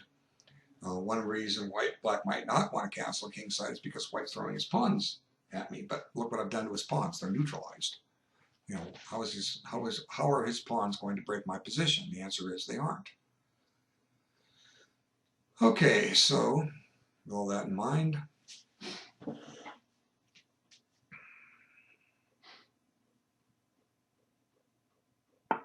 okay, so knight d2 as predicted. So now f6. The idea is pawn takes, and if he plays pawn takes, I could take his bishop and win a pawn. So the question is, do I take on f4 first, then play f6? That's the decision. Of course, if f6, his knight's going to go to f3. Let's see, f6, knight f3. I can play knight takes. Oh no, my bishop's guarded. It's guarded by my knight. Of course, the knight's trying to do two things here. He's trying to take on f4 at the right time, and guarding the bishop too. Let's see. But f4 is with check, so that makes a difference. Let's see. f6, knight f3, pawn takes, e5, knight takes, h5, or h4 rather. Now I can play knight takes knight.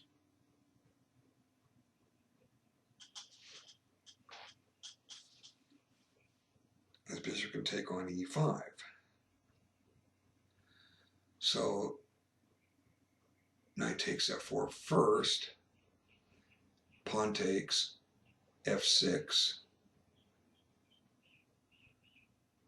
knight f3. My bishop can go to g6, or g3 rather. Now I'm attacking his pawn on f4, which is unprotected. I don't know. I'm going to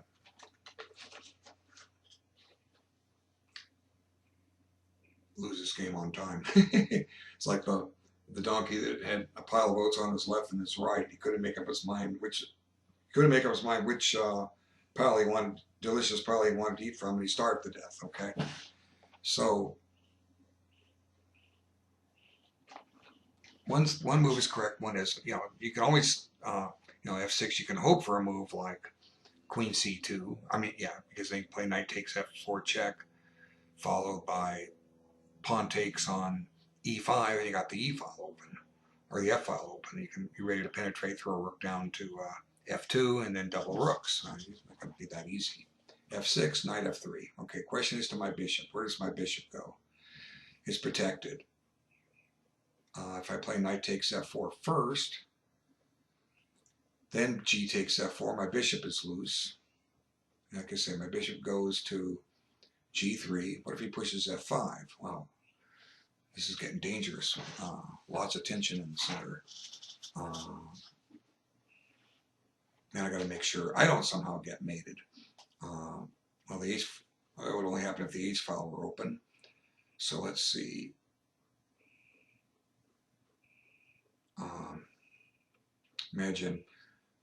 Imagine the black pawn on f6, this pawn on f5, from e3 goes up to f5. We got all kinds of tension here. And my bishop's on g3. This knight's on f3.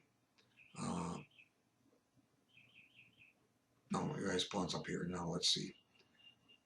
I can take on f5. If he takes back, my queen can take. And then the f file's almost open. There's some interesting possibilities. So f6, knight f3. Knight takes f4 check. Pawn takes.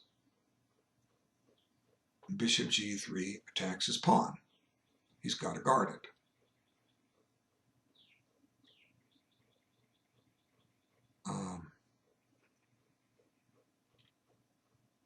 Queen e3 is a possibility aside from pushing.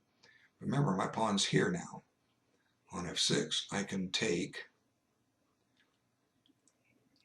and if he takes with the knight, he's opening himself up to a rook penetration. Of course, my queen's loose, but we can worry about that later. f6.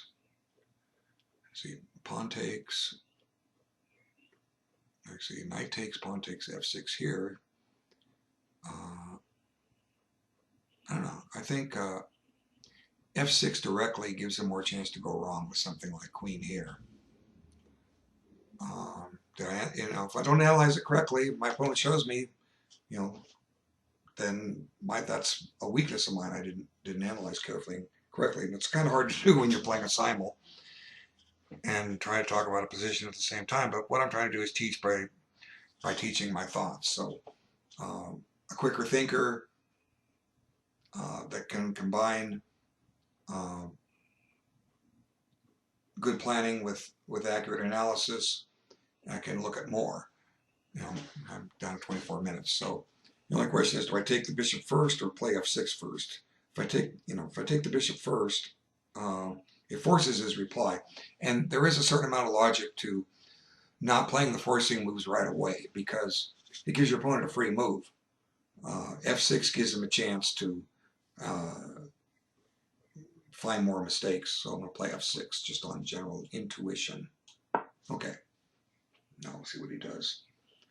Okay, I did weaken e6. I did weaken g6, but as I've explained, he doesn't really have any way to exploit those. So while he's thinking, I'm going to stretch my legs again. About 45 minutes since I last did. And I will return to the scene of the crime.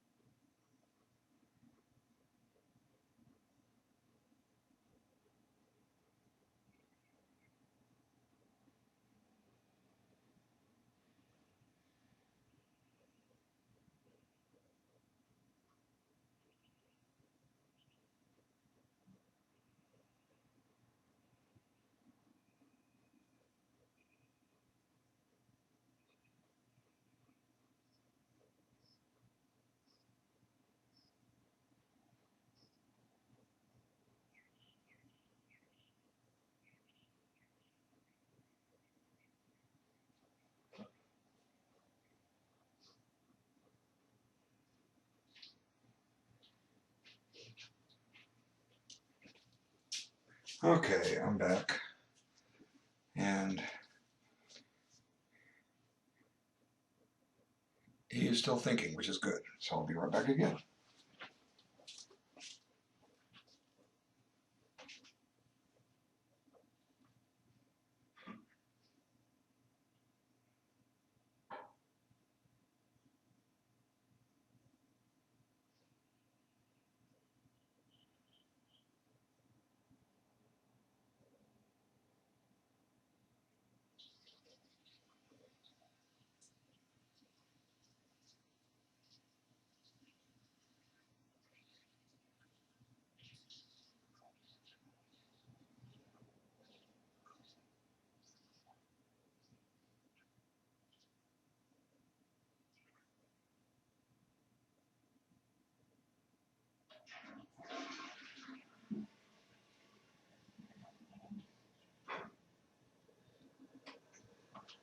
Okay.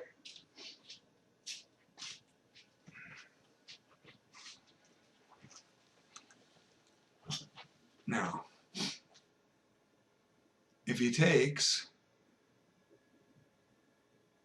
my pawn on f6, didn't really analyze that except for earlier. I can take with the rook. I can take his bishop check, then take with the rook. I'll be on the pawn.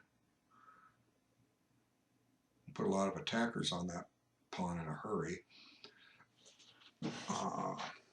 Defends with a rook. I defend it with an attack with another rook. He has to defend it with his queen. I still have a bishop on the board, although. So then the queen can go to c7 and attack it again. You know, I have some, definitely has some attacking chances here. This is why it was important to check his king. It just gives me chances to attack that king. And, you know, if you can analyze the position accurately, you can solve them. So I'm not claiming I have a win here. I'm claiming I have an initiative. Okay, that's all I can claim. Black has an initiative. White has ways to go wrong, and that's what you want. You want to create ways for your opponent to go wrong. Let him solve it. And you start out, you play Magnus Carlsen. You're white. You got a dead even game. 10 moves later, you know he may have the advantage on you. Okay. He's that good. If he doesn't have one on move 10, watch out on move 15. You know what I'm saying? Eventually, you're going to go down in flames, just like I would expect to go down. You know, he's just too good. But in a competitive situation where we're trying to improve our play, we play somebody reasonably close to strength that we can compete with. I mean, one blunder by me, I expect to lose this game. Okay, you know, it doesn't mean I will lose, but I will expect to lose. You know, the hardest thing in the world to do is win one game sometimes. So he has plenty of time on his clock. He's maintaining the appropriate pace of 2 minutes a move. Okay. I'm using a little more than that. I have to make 22 moves in 24 minutes and 40 seconds. And at that point, I will just have a 30-second increment to work on. So I have to consider that. Okay, so, you know, I don't know the exact evaluation of that final position. I clearly lost a tempo with bishop b5. I had to take on c4. Was the position defendable? Maybe it was. You know, maybe it was.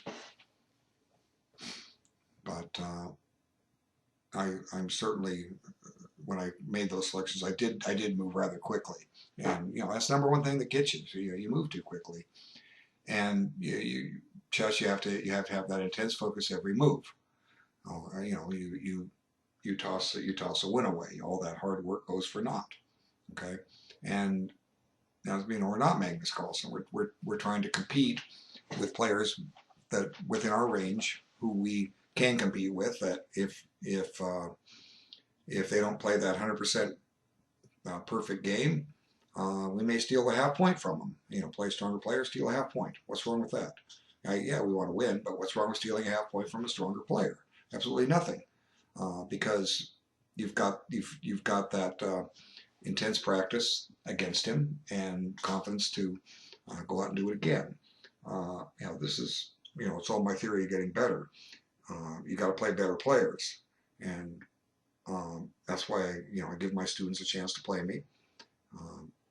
You join my website. This thing should take off. Now, if I start getting symbols of about where I have to play 20 guys, oh my God, I'm going to lose a lot of them. I don't care. I really don't. I can still provide instruction, and that's my goal. I want to provide instruction. So right now, what kind of candidate moves could he have? Pawn takes, rook A to F1. Okay, Queen C2 or Queen D3. I've described those probably aren't the best choices. Let's consider one. Rook A C1. Now, if I take on F4,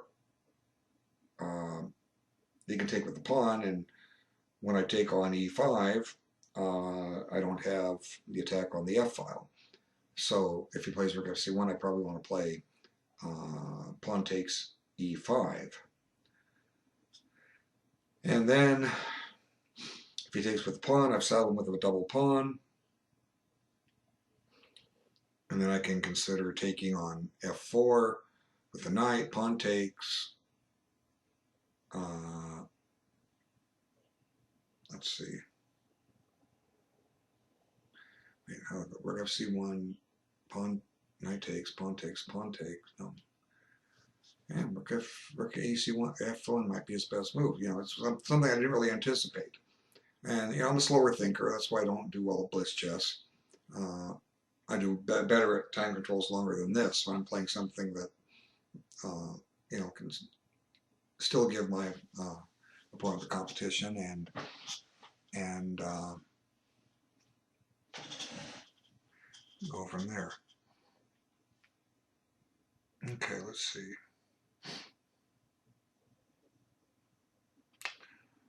What's it going to do? Rook F1, HC1, AC1, pawn takes E5.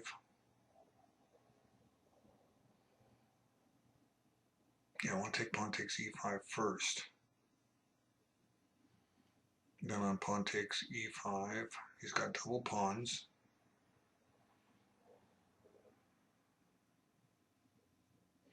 Knight takes F4. E takes F4. I've got a passed D pawn.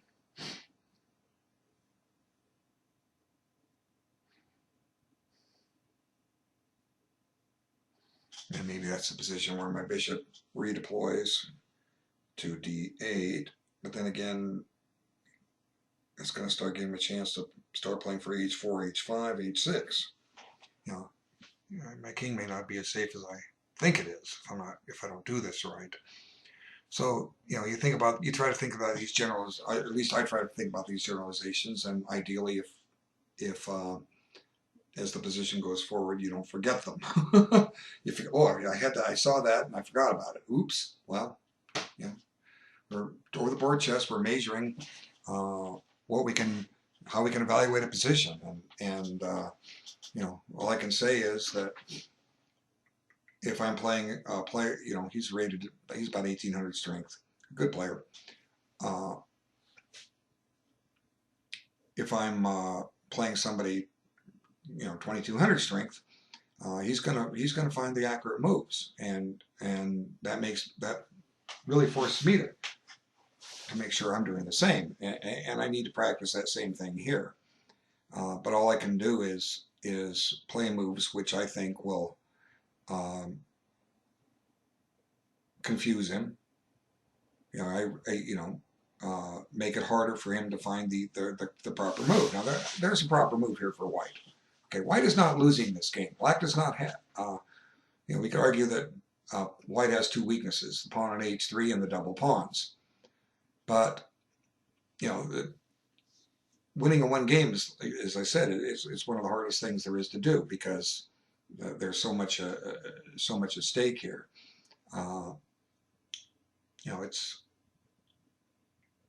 Black has an initiative. Black is creating threats. White's responding to them. And that's all you can do. You play Magnus Carlsen. It's white, you start out, you're dead even. You know, like I said, watch out. Does he have an advantage of move 10? What about move 15? At some point, if he's getting it, if he has an advantage, he was able to create threats. Or you made a strategic error which left you with a bad position, and he's starting to grind. Okay, so back to basics. When first move. So Rook AC F1 is the, you know, I'm happy against Queen D3 and Queen C2 and Knight F3. It worked all that out.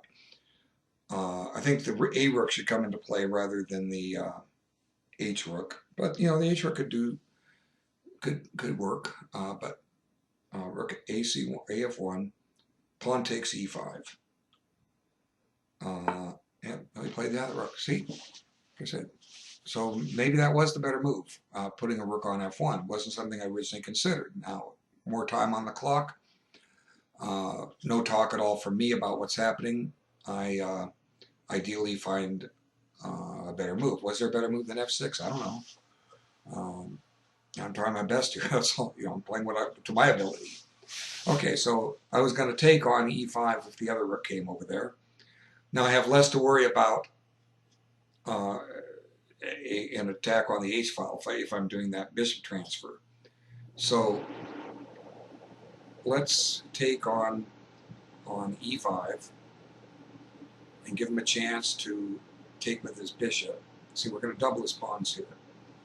And then, you know, once again, this also gives me at some point that I may get that D4 push that I was talking about. That, you know, that thing may not go away. So pawn takes E5. If he takes with the bishop,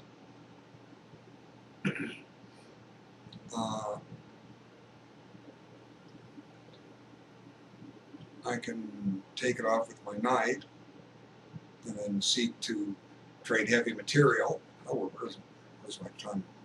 One back here. Sit there idle too long, it misbehaves. Okay.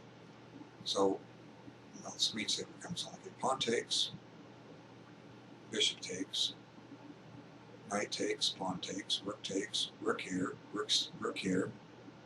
Okay, now we play for the ending where I have the bishop versus the knight. So this is the move. Okay, now we wait for his turn.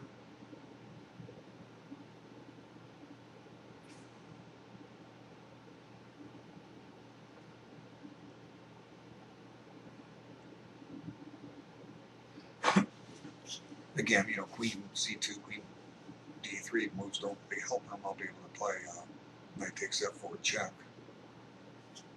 Okay, so pawn takes e5 gives me the chance for d4. We could play e4. That drops a piece because the bishop on f4 would be loose. And if he takes with the pawn, I can take with my queen. No, if he takes with the pawn, he can't take it. He can't take it because he would be unguarding his bishop on f4. So maybe if he's willing to go into an ending with my bishop versus knight, he needs to take on e5 with his bishop. Then I can still play d4. That lets his knight into e4 or c4. But I may or may not want to play d4. It's a possibility. Right now I have to react to what he does here. Right now, I've taken a pawn. I'm attacking a bishop. He needs to recapture.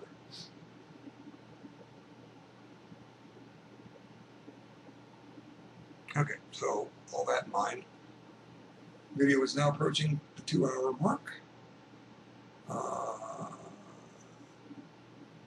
He's used exactly half his time. I've used a little bit more than that.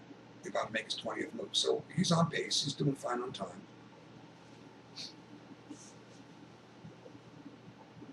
Okay, so what do I want to do here?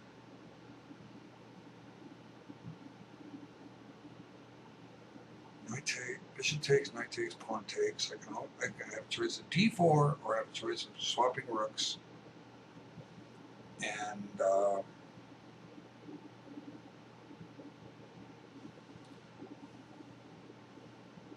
fight for the endgame. Now, he will have kingside pawn majority here.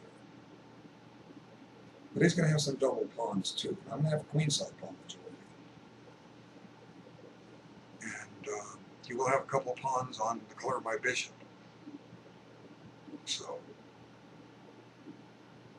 if I can find a way to get down an endgame, then we can start talking endgame strategy. So, here's a case where, you know, I was trying to keep, you know, I was talking about trading queens in the other game, keep our lead here. You know, with putting a rook on the f-file, it's harder for me to attack his king, although it's not impossible. There might be some ways, but it also you know, lets me start thinking: do I want to keep the queens on, or do I want to go for the endgame?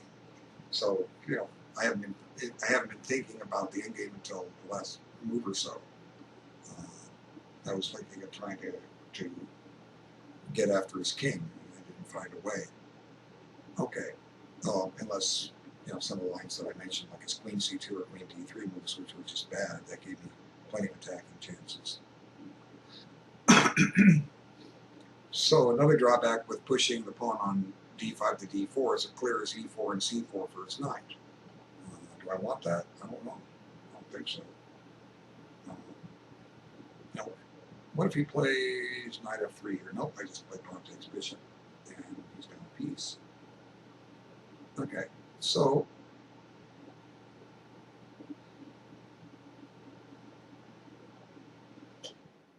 he needs to take on e5, one way or the other. With the pawn. Now, is this the case where I want to play d4? I was talking about it because now it does weaken e6. That could follow a check. It could be a nuisance. Okay, so I didn't quite anticipate that. Let's see.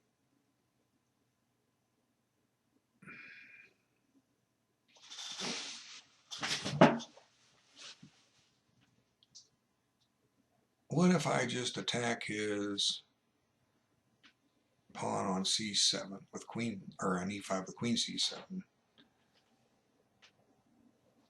I don't know. Let's see. Here's the case where knight takes f4, pawn takes f4.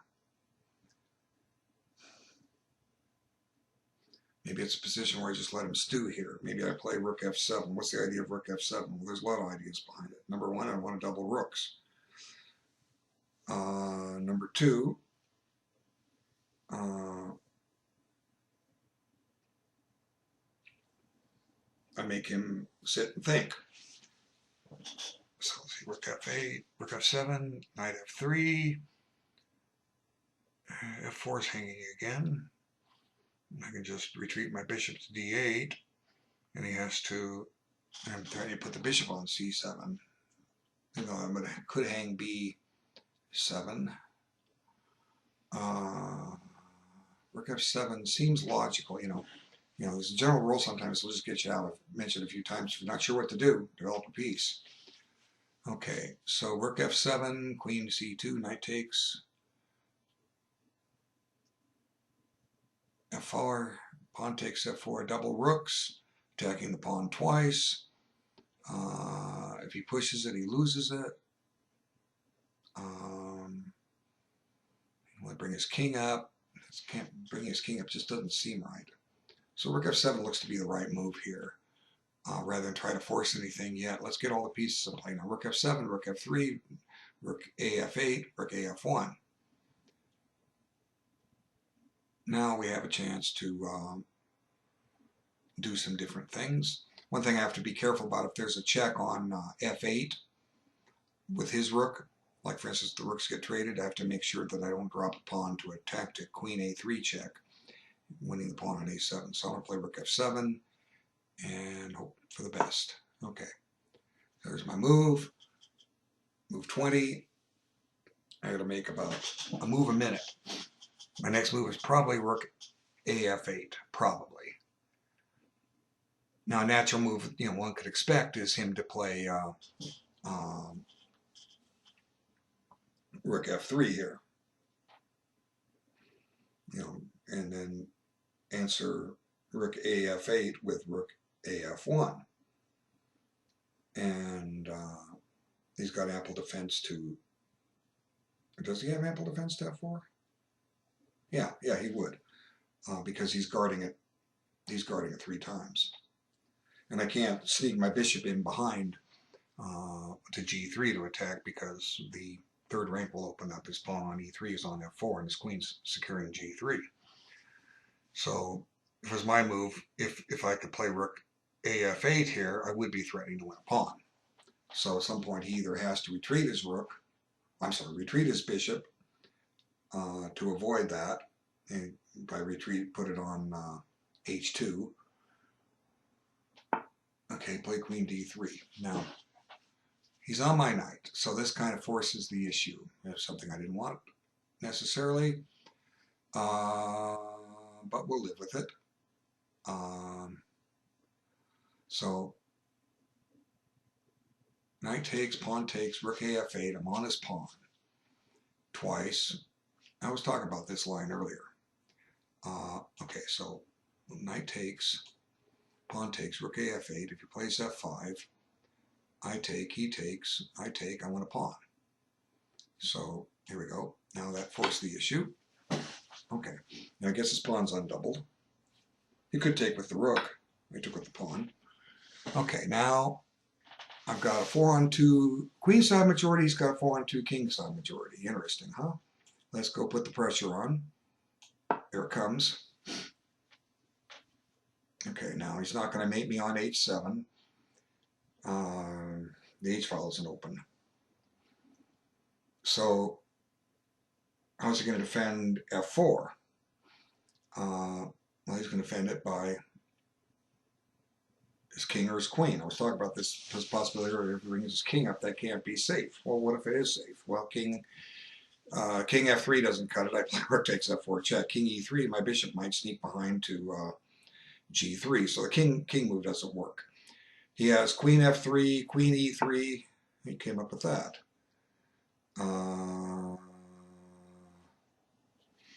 Okay, bishop d8, with the idea of putting it on b6 at some point. And he still has a problem on f5. Let's see, bishop d8, knight g5. Bishop takes, pawn takes. Rook takes, rook takes, rook takes, king takes, queen check. Followed by putting the queen on f4. Okay, bishop d8.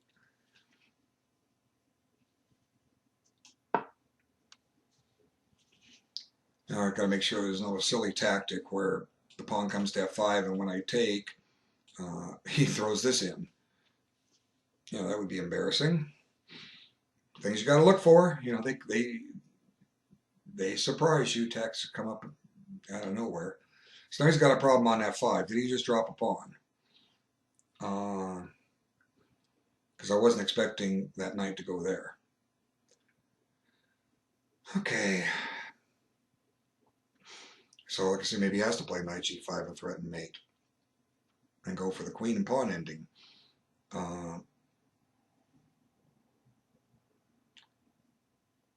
Well, my queen looks awful active if it gets to f4.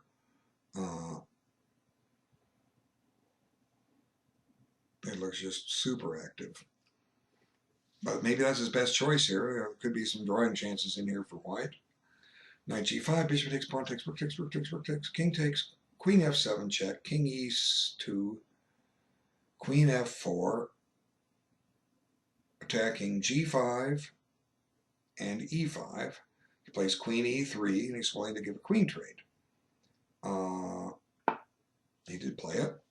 Okay, so let's see how this works. Bishop takes. I have to stop mate, obviously. Okay, now.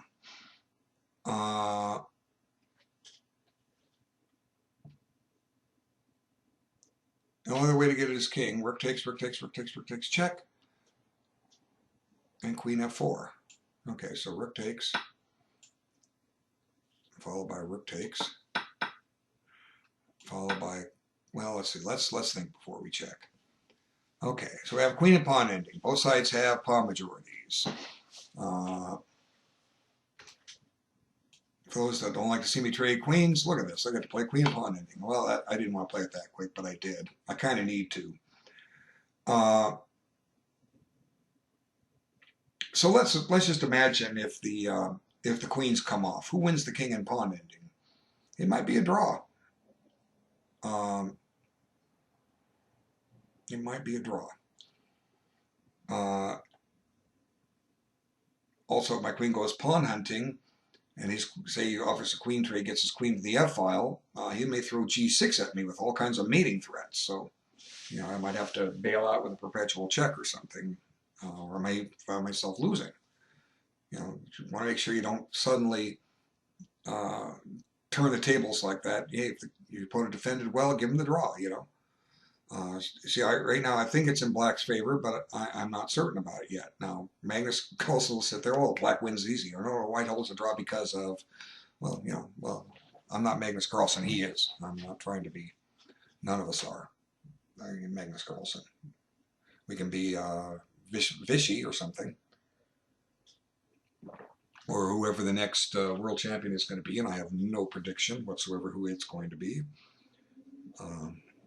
I guess, obviously, it's going to be somebody someday. Although Magnus could play chess for the next 50 years and stay at the top of his game and set all kinds of world records for longest world champion. But eventually, he will pass away and we'll have a new world champion. So, okay. So, now, look at his queen. Let's look at his queen. This diagonal is shut down. These two squares are shut down, but this one remains open. Now, got to be careful. If the queen gets to this, he's close to a draw. Because of the threat of a perpetual check. So, gotta keep that in mind. Now, I didn't calculate all that out. If I was playing an over-the-board game, well, which technically this is, although I'm not setting it up on a chessboard, I'm just looking at my screen. I probably would have taken a look at that, been aware of that. As I say, this is what I got out of it. What could I have done differently? I don't know. I castled. I broke through the center with f6. I tried to set problems for him. I took on e5. I doubled my rooks. I traded rooks to go into an ending that black has a better pawn structure. That's what I did. I couldn't do anything else. If white still has a draw here, it's up to him to find it. I'm not claiming, white has two weaknesses. Double pawns and a pawn on e5.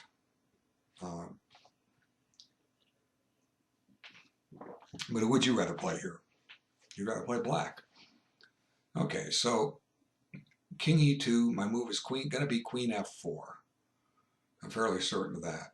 But at the same time, I have to make sure that I get no nasty surprises. So, if the queen comes off, it's this question, who wins?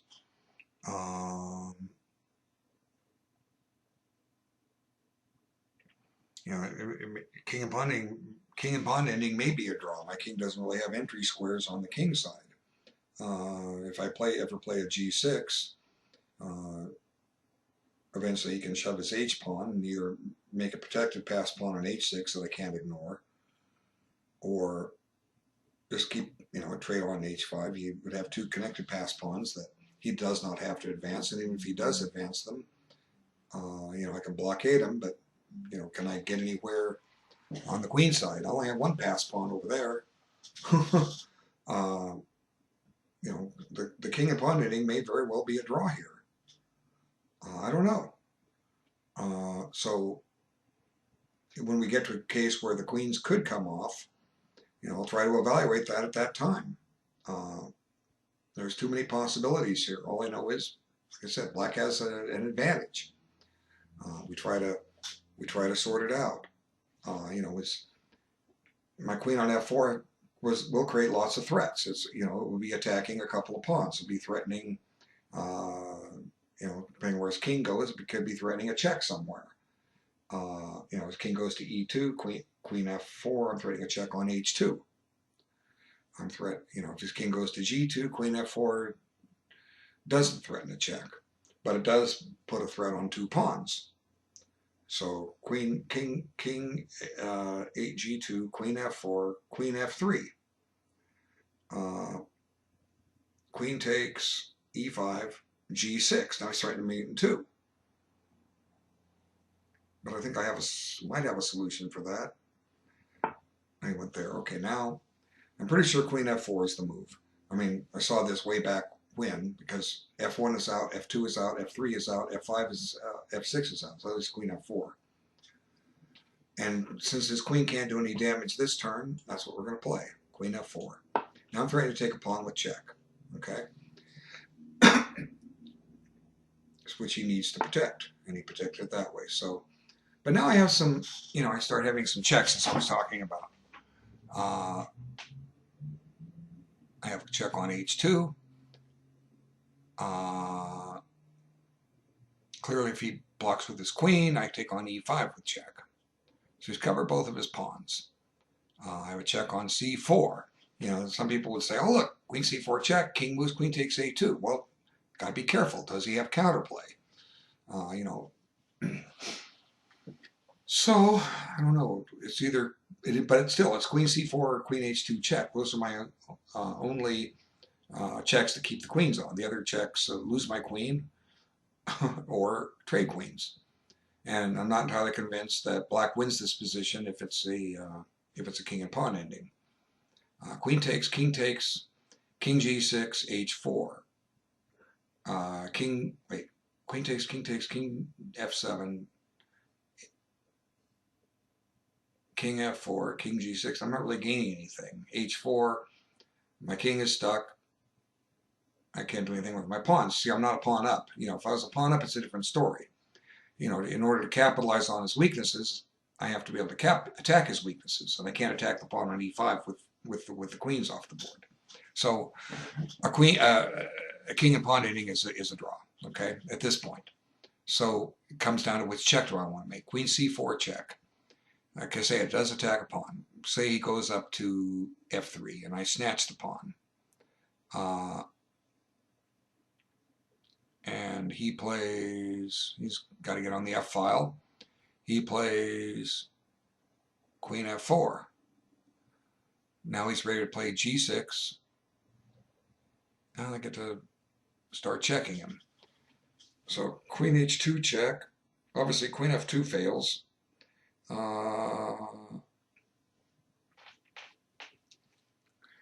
He's got to put his king somewhere. Then I could take on, I don't want to go to f3 because I'll take on h3. And I can take on b2. And taking on b2 might be a lot safer than taking on a2, although he is attacking my pawn on a7 with this move. Queen h2 check, king d3, queen takes b2, queen takes a7. Now I get to take on e5 with check. Now I've eliminated 2 of his pawns, and I've also given myself 2 protected pass pawns, and I'm a pawn ahead. And my pawn on b7 is under attack. But my queen can always draw back to c7. Gotta be careful though. That pawn goes to g6. There's those mate threats. Let's see, queen h2. I think queen h2 and take on b2 is the correct way to capture the pawn. Okay, where's he going to put his king? Love it if he goes to the back rank. Queen takes king d1. Queen takes b2. Queen takes a7. I'm not taking on. But I'm covering b7 here. My king can walk. Yeah, queen h2 check is the check. My king can always walk. So when my queen's on b2, I'm defending this. I don't necessarily take this with check. So let's give the check. And like I say, queen f2. Queen takes with check, although he gets the F file, and went that way. Okay, now I take on B2. I'm guarding B7. He takes on A7. My king comes up. My king tries to walk up the board to try to checkmate him. Okay, so how much time do I have? 18 minutes? 19 minutes? Let's see, queen takes B2. You can play queen F4.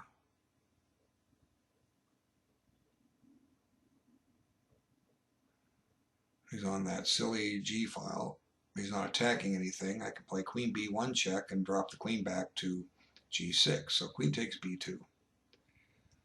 Okay, queen takes B2. He might get some counterplay. And again, I have to watch out that his queen doesn't find a way to E8 with check, because then he gets a perpetual check. It might even have some mating threats. I don't know, but I should be okay with this. You know, his king's exposed. I mean, you know, if he generates stuff, there's great possibility black can hold a draw and with a perpetual check. So now queen trade is good for me because I now have an extra pawn, but that may change. Of course, queen takes A7. I could take on E5, it's not with check. He takes on B7, he has a passed pawn. And sometimes having an outside passed pawn can make a difference and compensate for a material deficit, but usually only if that pawn's advanced. There's an example in Overbach's endgame book on queen endings, where you can be a pawn down and have an advanced pawn and have enough to hold the draw. So 1, 2, 3, 4. I have 6 pawns. He has 5. Two isolated pawns and 2 sets of double pawns and a backward pawn. So I have a bad pawn on E6. I have an isolated pawn on G7. Everything else I have is kind of solid. So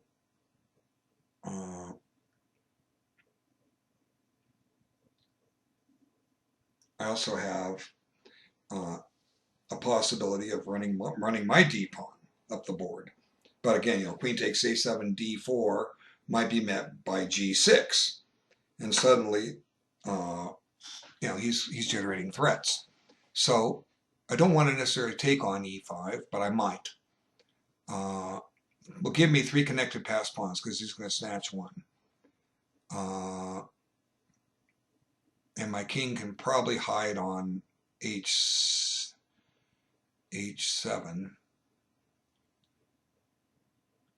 Let's see. So, time 18 minutes. Okay. Even pawns. Of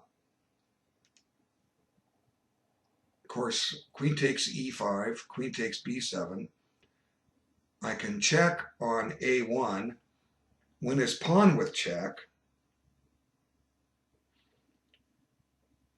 on A2, and then get my queen to guard the C pawn, you know, check using my queen so my C pawn is guarded, and then get my king safe so he can't generate, well, getting king safe may not be that easy. Like, for instance, just imagine I end up with my queen on C4 and his queen is taken on B7, and I put my king on H7.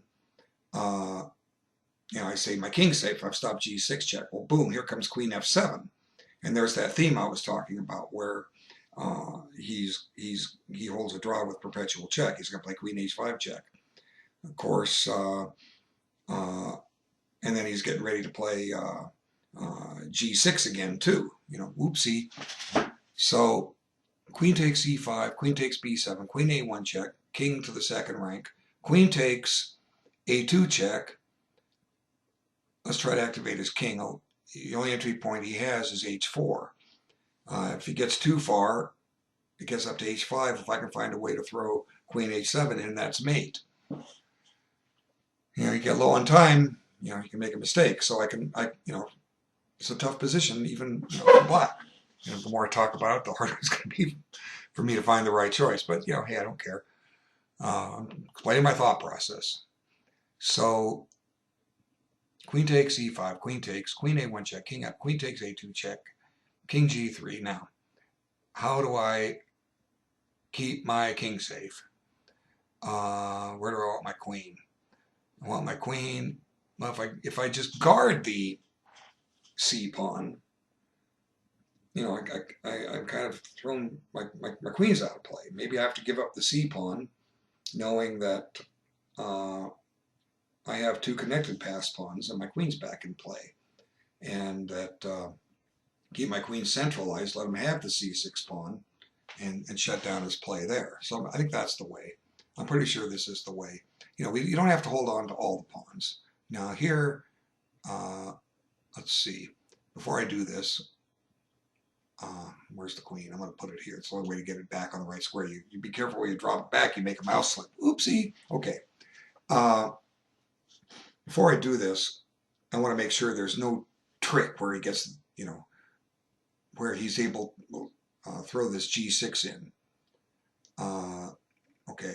Well, I have queen check and queen takes. I should be okay there. He doesn't have enough. Okay. Queen takes e5, and I'm down to 15 minutes. Okay.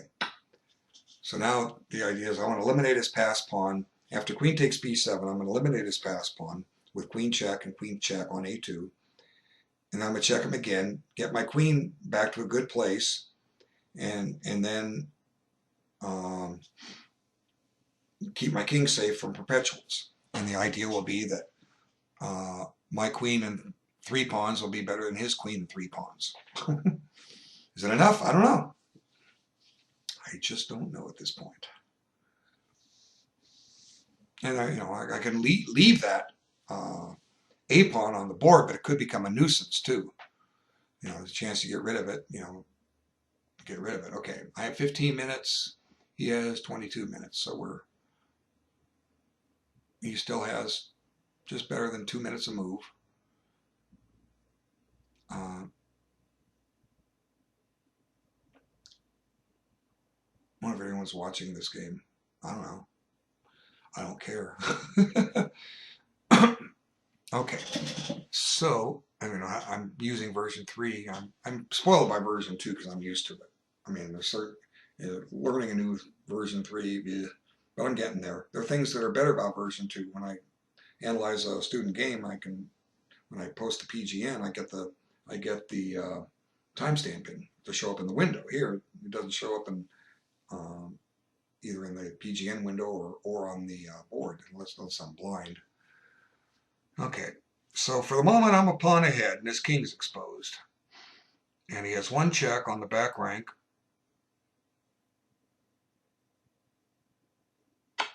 Hey, maybe he does have a way out here. Let's see. What if he sacks his pawn on g6? Okay, king h7, g6, queen takes, or king takes. No, he doesn't. G6, king takes, king e8. Wait. Queen, king h7, queen g6, king takes g6, queen e8 check. If my king goes back to h6, he doesn't have queen h5 mate. If it goes up to g5, he can check on h5. My king goes to f4, and he's running out of checks. So king h7.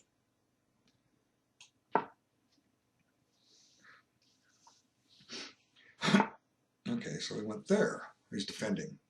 Okay, so he didn't want my pawns. So now I can win his pawn with check.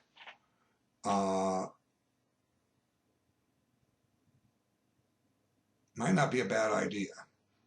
And then figure out how I want to do this. Where do I want my queen? Well, I want my queen where he can't play an annoying g6 check out of thin air, and that he can't try to get, what if he'd gone to e8 here? That threatens that perpetual check I was talking about. Well, no, then I can play queen takes g5. So let's get rid of his pawn with check. The worst I can do is find a way to get my queen back to either e4 or e5, and I think I've eliminated his threats. Okay, so queen check. I just want to save some time here. Queen check. He's not threatening any checks other than pawn g6 check. I get to take a couple of pawns with check. Okay, or one pawn with check. Let's take it. Gain a little time on the clock. And I get to check again while I figure out where I want my queen. Okay, now he's trying to get to h4. So,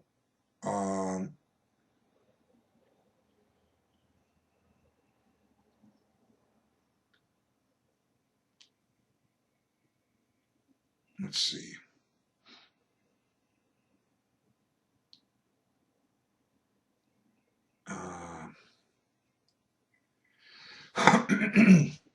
Man, maybe I went too quick there. Let's see. Queen check, king up. I have two queen checks. a3, king h4.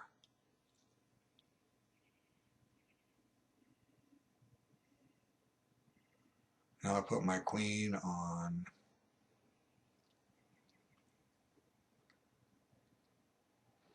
e3.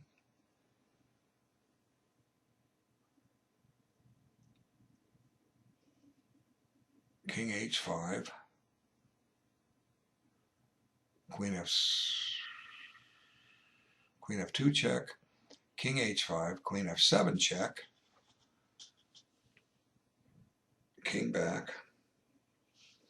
I think I survived that. So let's see. I want the king. Where do I want the queen? Where did I say I wanted the queen? It's got to get to f2. Queen check. Queen b3. King h4. Queen f3.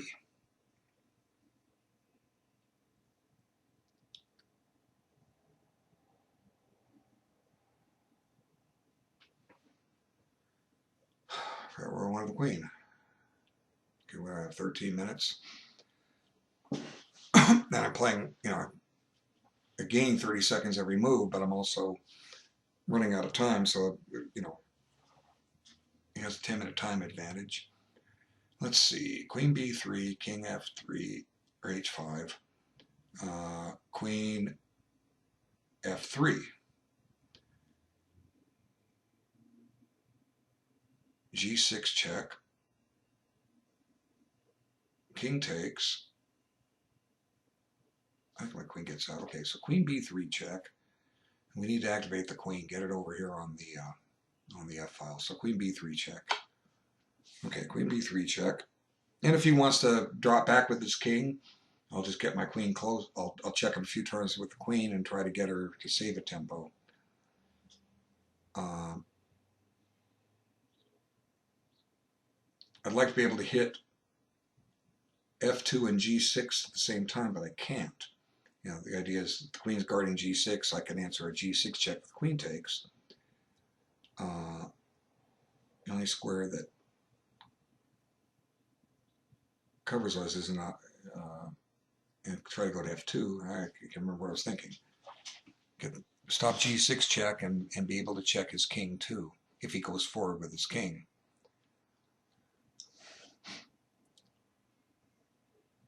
He doesn't have a check other than g6. So wherever he puts his king, I need to find a good square for my queen.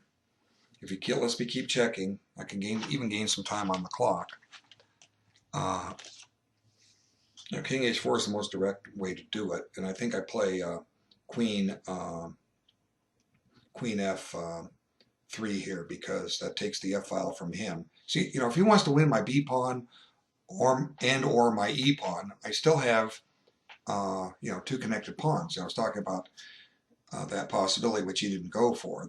That it would be my two pass pawns against his double pawn, so to speak. Trade queens, win the king pawn ending. Not always the easiest thing, but definitely very doable, especially with him having double pawns.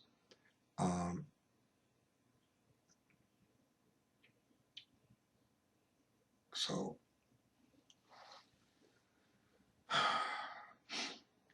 main thing is I just have to make sure he doesn't get a checkmate or get a perpetual check. There's that theme of his queen getting to e8, where he's threatening that thing again. So I don't know. The outcome's still in doubt. I'm not convinced I'm winning. I mean, I shouldn't lose unless I walk into mate. Uh, if I walk into mate, then well done by my opponent. You know, what can I say? Okay, went back. I think his best shot was to try to go forward. Now I want to figure out where I want my king. I mean my queen. I can gain a little time here. I want my queen on f7 so that I can advance my king. How do I get my queen to f7? By way of the f file. How do I get to the f file? Well, I get closer to his king,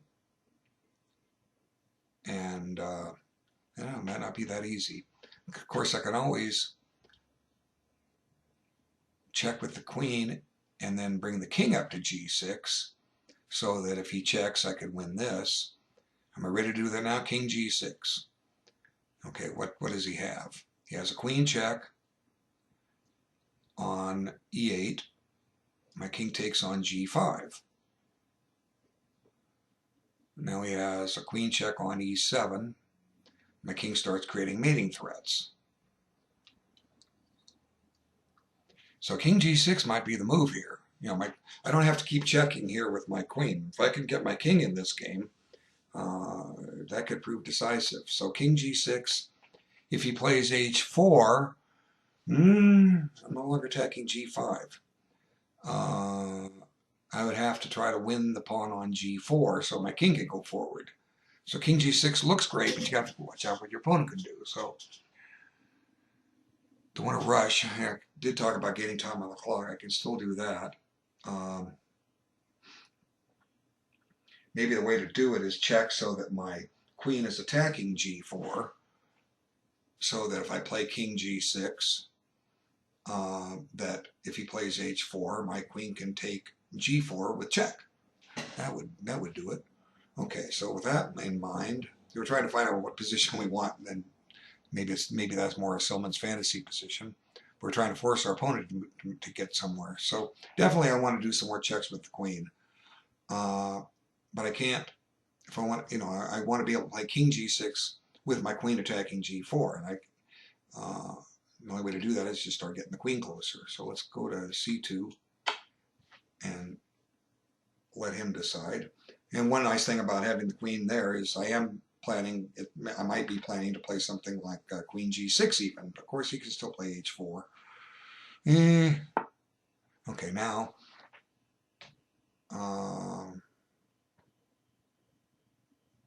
if I check on c3, his king comes to h4. Now I get to check on f1, or no, wait a minute, e1. And his king comes up and I play g6 mate. So c3 is the correct square to go to. Kind of neat, huh? If king h4, he gets mated by a pawn.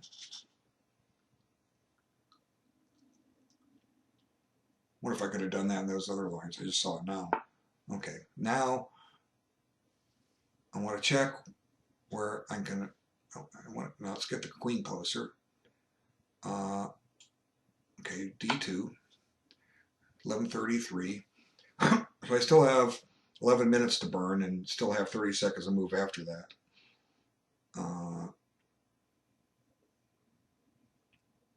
Okay.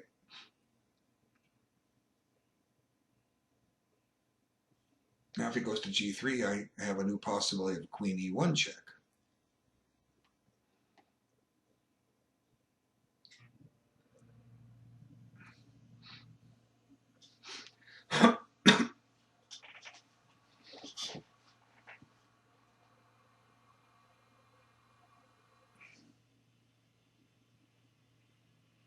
How do I check him on the 4th rank?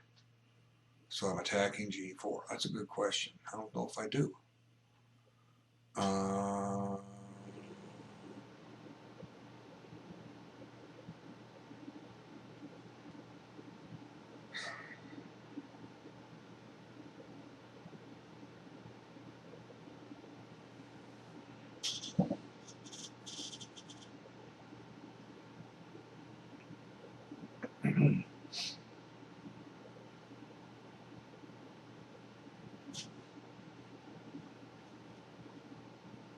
checkmate, checkmate, checkmate.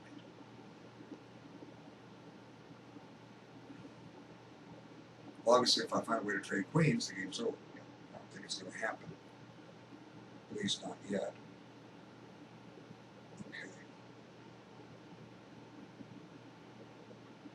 Now, king f3, I can come up with some new interesting moves like queen h2,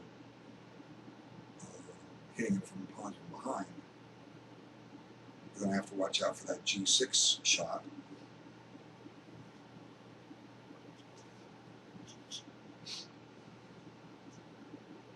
Let me close my challenge and see if that didn't yet. Challenges, no one. Okay, done.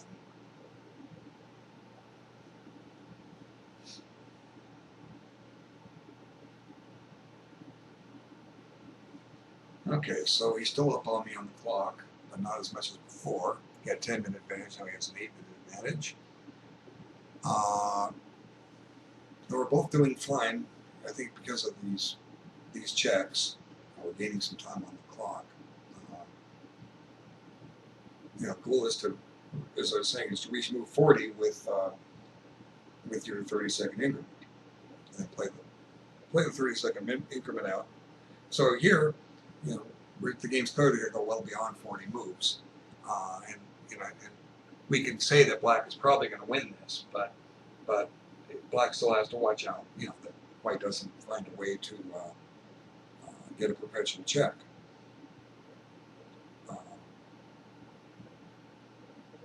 And we can say that black should win, but will he? Okay, now there comes a time when I've got to play king g6. King g6, queen e8, king takes, but he plays h4. So in order to, now how do I get on the f file? That was my other idea. Here's how to get on the f file. We check on e1. Now if it goes g2,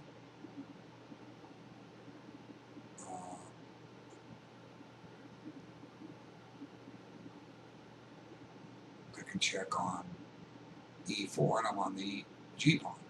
Okay, so queen e1. Okay. But he's got to put his king.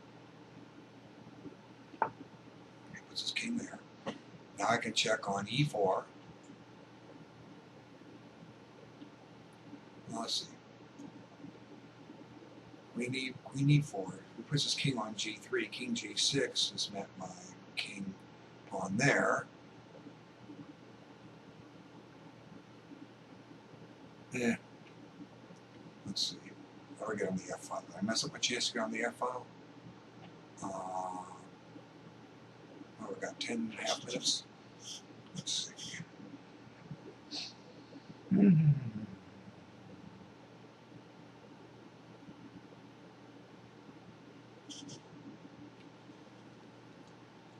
Queen e4 check. King g6. Maybe that's time to move past pawn. Keep my king in the center.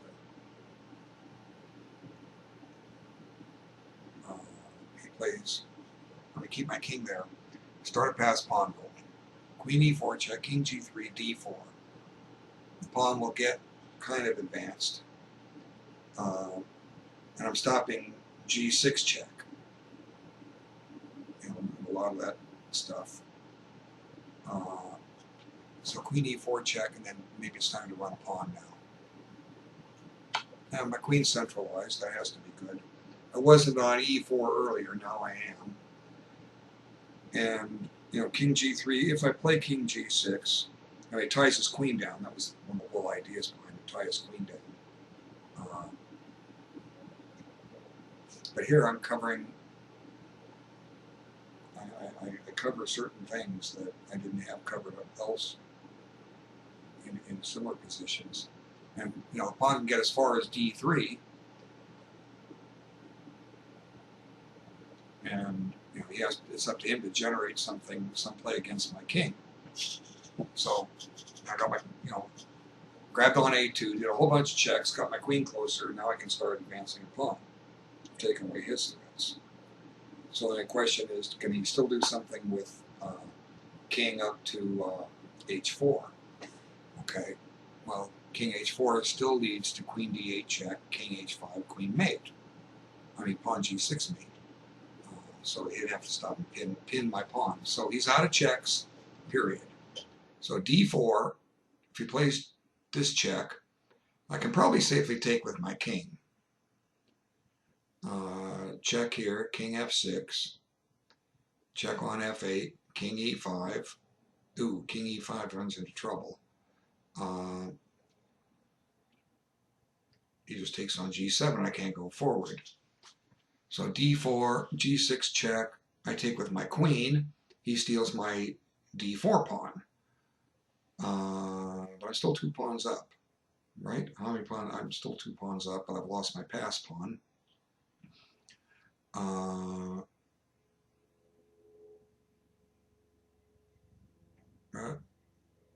That's okay. My king would be safe. Okay, so I have 9 minutes.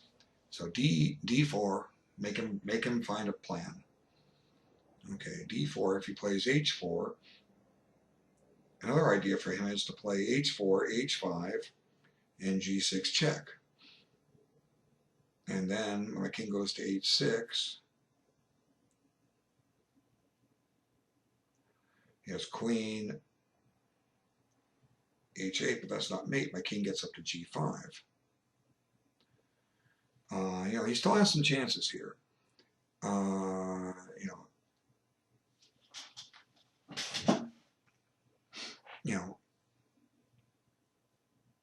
D4, G6 check. I don't have to take with the queen. I can take with the king. I was talking about that. Queen E8 check. Now if king H7, there's that queen H5 check, and he gets the draw. Queen E8 check. So queen E8 check, I have to play king E7. I'm sorry,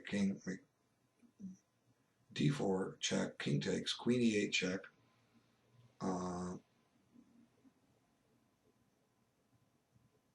What do I play? King G5. Then I run into H4 mate. Is that mate? No, I get close to it. What am I missing? D4 has got to be the right plan, but I'm looking to see if there's a better one. And I'm down to 7.5 minutes.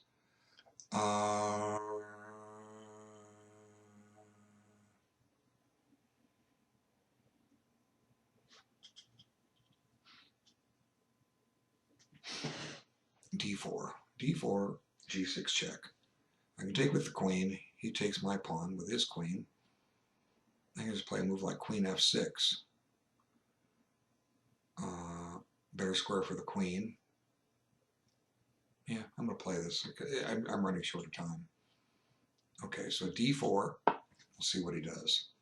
So again, if he checks G6, king takes. I think he holds a draw because queen E8 check is a nuisance. I can't play king H6. Queen H4 would be mate. Wait a minute. G6, king, that queen check. Yeah, I could get mated there if I'm not careful. So G6, I probably need to take with my queen. Let's verify that. G6 check, king takes. Okay, he checks on E8. Now, if my king goes to H6, queen H4 is mate. And somebody send me a Skype. Okay, let's see.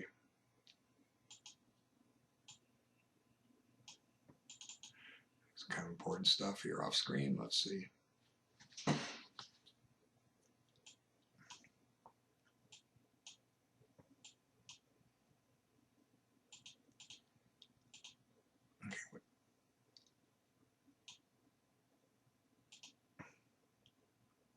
Yeah, what's he saying here? Can't read it. Can I maximize? There we go. Let's see.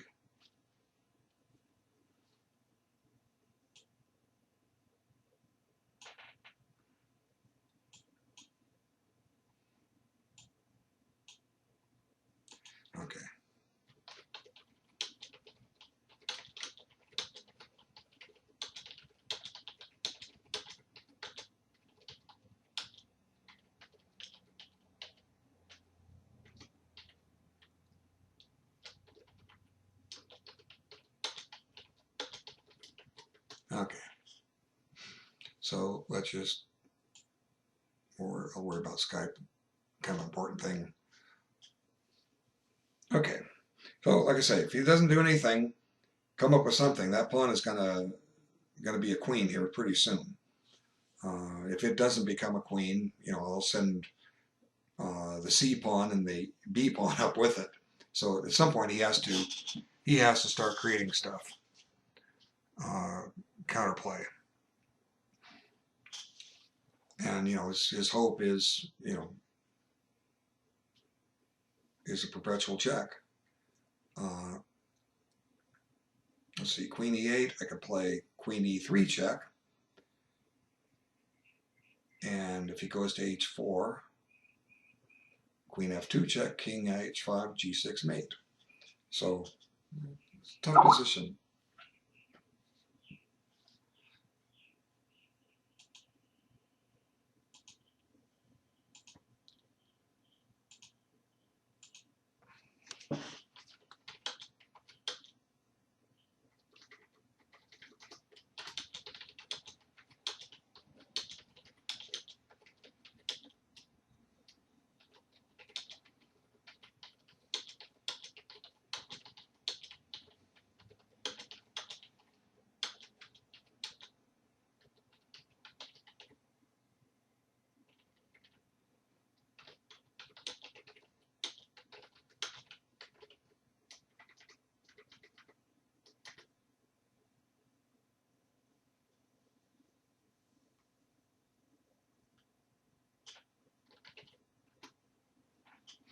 Okay.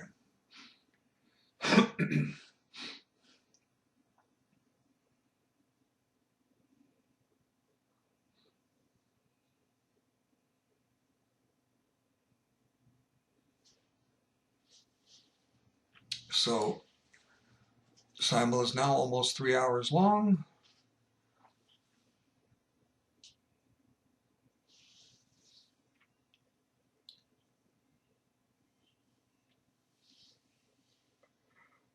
Like I said, the pawn's threatening to go to D3, and then my queen's threatening to check, and then the pawn's ready to go to D2. Or just get the pawn to D3 and start running another pawn and make him come up with a plan. Maybe it would have been better to play C5 in that position than D4. See, I didn't think long enough. C5, my pawn stays safe. Here the possibility on G6 check is that I take with my queen, he gets the pawn on D4. I didn't have to give up that pawn. So, but D4 is a natural pawn to push. It's the farthest advance. It just may not have been the right choice. I'm not perfect. I'm good. I'm not that good. I have fun. Do you have fun? That's what counts. So I'm just sitting here looking at the what do you call it? The announcements here. New game. I mean, it's just trifocus mode, whatever that is. There's a 10-minute blitz tournament starting at 1500 hours Pacific time. Join, no thanks. I am Rodney Trotter, 2550 is playing FM Gladiator 10, 2550. 1 minute chess. Watch. No thanks. Those that can play bullet chess, hey, well, good for you. It's a whole different kind of chess. I can't play it. I mean, I can play it, but I can't play it well. I'll lose on time on move 20.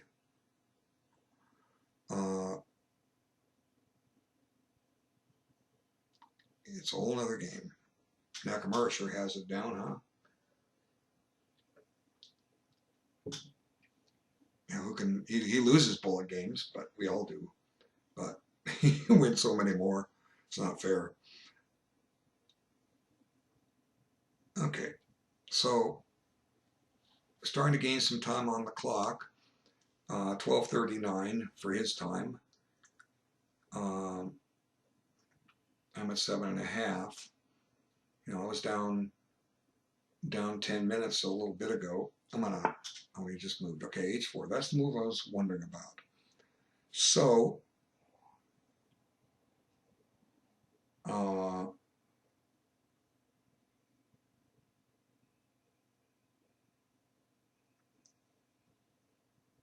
interesting check is on e5. My pawn's in my way. What's he trying to do? Play g6 check.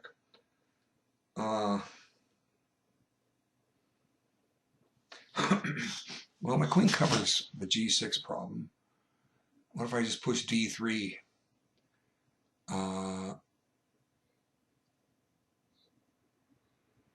Or d3, if g6 check, my queen can take. My pawn's safe. d3.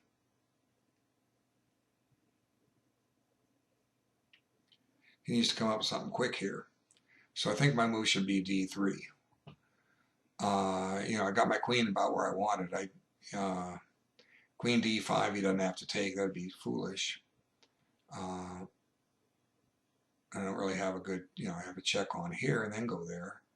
Also, if he check here, he's likely going to go back to h3 because if he goes to h2 or g2, he gets squashed.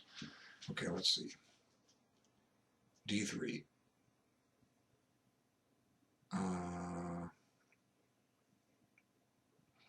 He wants to play h5 and g6.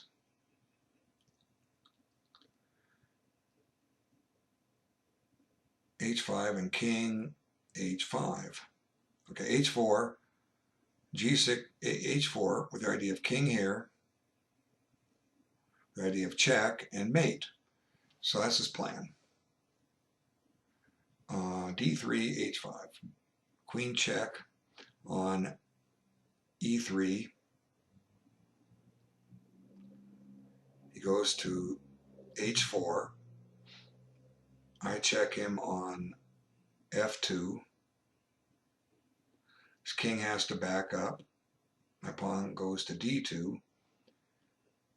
And he does the g6 check, and my king has a flight square. Okay, I got to play it. At least at this point, I have a perpetual check if I want. So, if all of a sudden I discover I missed a mate, well, he gets a draw. But if he doesn't have a mate, he doesn't get a draw. Okay, so let's see what he does. g6, I can still take with the queen. h5. I can play queen f2 check. Or not queen f2, queen e3 check. Need to refill my water. You'll be thinking a minute, I think.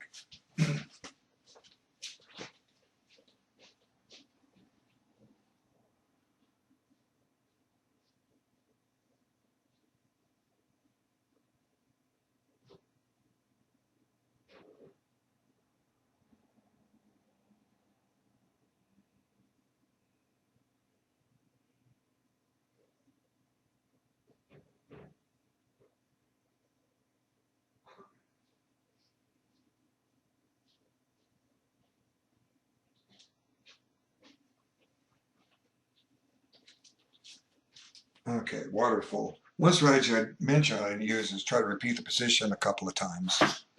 No more than two. Obviously, we claim a draw.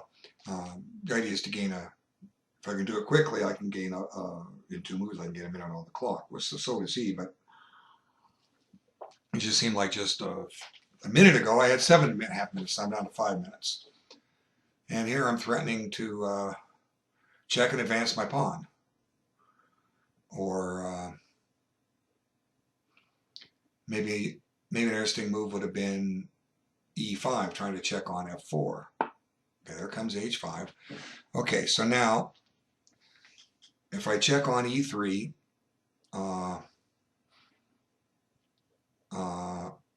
king h4, queen e1 check. He has to retreat his king. And I can play d2. His g6 check is met by king h3. Queen h8 check. My king is able to get to to g5. So what did I say? Queen e1 check or queen d3 check? I think I said queen e1 check. Queen e1 check. He can't go to h4. He can come up to f4. that gives me a chance to, maybe I better go to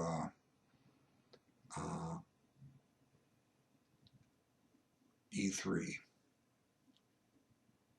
E3, King H4, Queen F2 check, forces King H3, now D2. G6 check, King up, Queen check, King up to G6, he's out of checks. He has a check on D8. He doesn't have enough, if he gets a perpetual, he gets a perpetual. So Queen E3 is the better check. And I'm running out of time here. Okay. I have 4 minutes and 6 seconds. Just gave my 30-second increment. I'm not even thinking about trying to repeat the position yet. Maybe I won't do that. That gives him time too. Okay, so where's he going to put the king?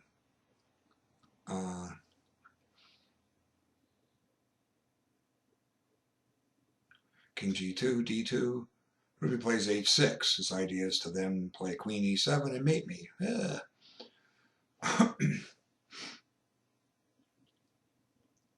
Okay, those things to think about. Like I said, I think I have black should have a perpetual to bail out with, but black should also have a win. I just have to find it. And that's the whole thing, you have to find it. You have to find the win. You have the win, you have to find it. Okay, if you don't find it, you didn't win.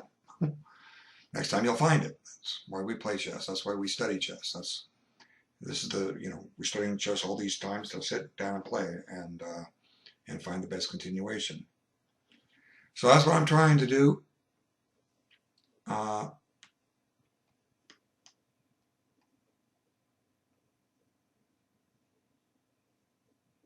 He has what? 1, 2, 4 legal moves.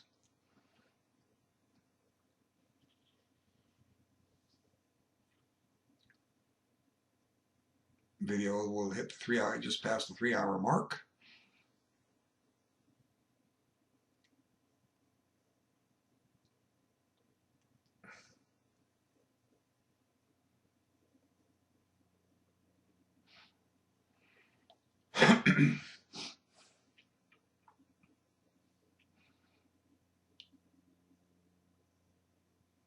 So King H4, Queen F2 check, King G3.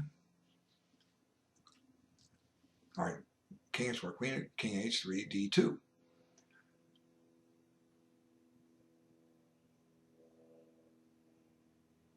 I'm going to run him out of checks.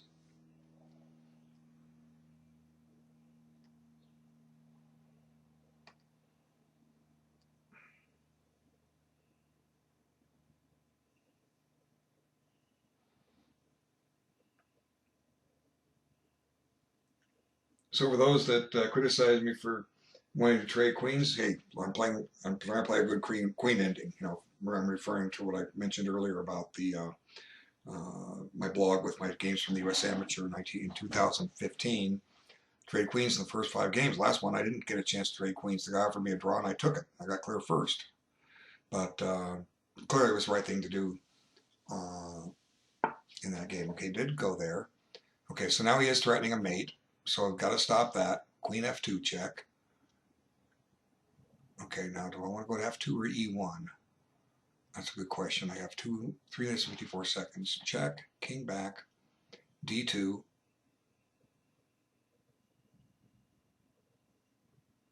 Let's see.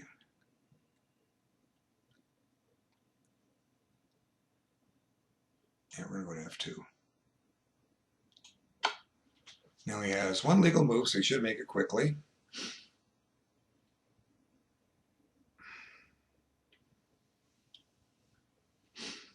Now, again, I have a perpetual if I want it, but I don't. We're going to see what he has. So D2, G6 check.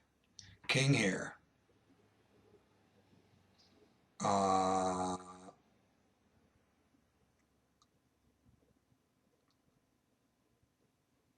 G5 check. It's interesting. King takes H5. Queen check. King comes up. I'm okay. So now D2 and If he gets checkmate that I missed, good job. You outplayed me. You saw more than I did. Okay. I'm running out of time, and I've been playing for a long time. I didn't see a win in there, so I'm gambling it isn't there. I could have taken more time there. I probably should have, but I didn't. You know, is that my weakness? Could be. Okay, so now I'm ready to check again and promote a pawn. So he needs to find a mate or a perpetual check. Okay, that's what he needs to find, a mate or a perpetual check. Without a mate or perpetual check, I'm going to be mating him. So by putting his pawn on h5, he doesn't have the option to check on h5 anymore. But you know, he could be playing stuff like queen g6 check. But with my queen on the f file, okay, there's a new check that I didn't see. Did I miss that? Okay, let's see. I guess I'm okay. I might be giving up a pawn, but king g8. Okay, now he's going to check again. We can repeat the position a couple times. Okay, now let's repeat it. Let's see, because the alternative is I play queen here to f8, or I play king f7. King f7 walks into mate. Clever, huh? King f7, g6 mate. So I have to play queen f8 at some point. So let's gain some time on the clock. Give him a chance to go wrong. Let's see, king h7. That's the same position we had already. Okay, now we come back. Now we have to play queen f8. Now he's going to win my d pawn. So, oh well, these things happen. Queen here.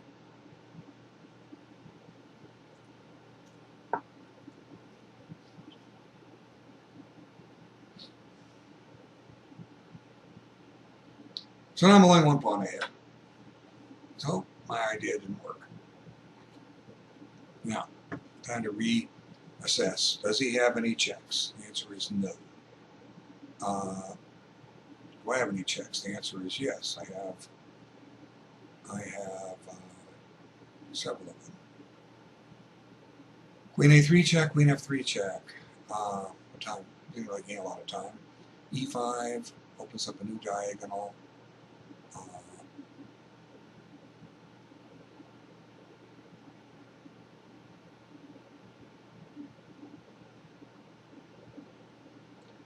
Well, one idea is that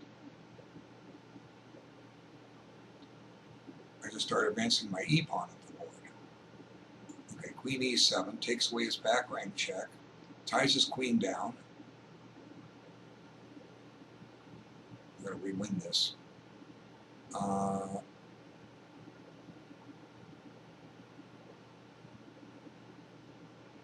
Keeps an eye on the back rank.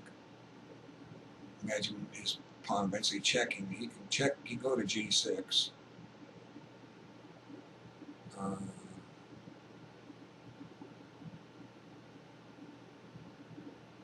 Not too worried about that. Well, I got to play. Okay, queen e7. Just keep an eye on the pawn on g6. Okay. Now he's out of checks, for what it's worth.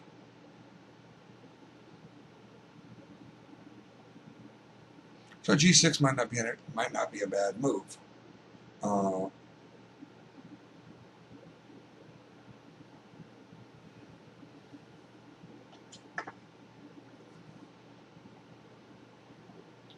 So maybe my winning strategy would have been go a little slower with my pawns so that they stay protected. There comes g6.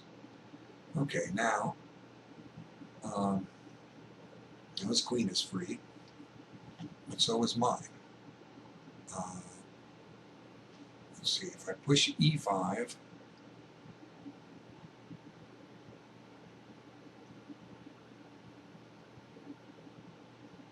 let's push b5 here.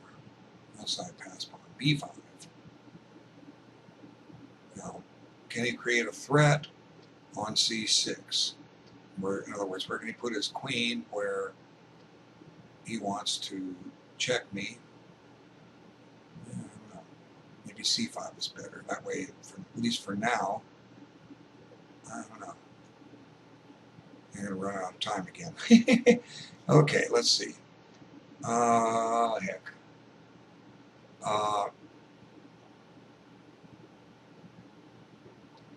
Check on A8. You can, if you can get it, where can he check me on the back rank? B8, A8, C8. All the other squares are covered.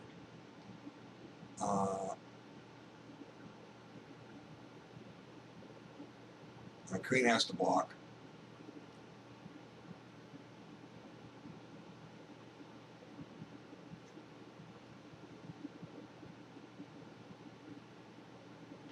See, B5, Queen A8, Queen A2, Queen E8 cuts off his checks. Okay, so B5 it is.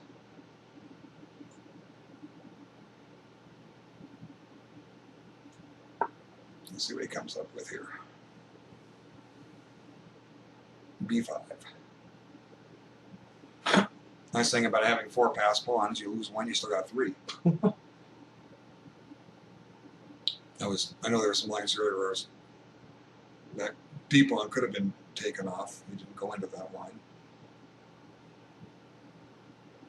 Okay, so my queen, now my queen gets a little defensive here. It's going to go to E8 and if he starts creating threats. But from E8, the hatches are battened down. He has no checks. And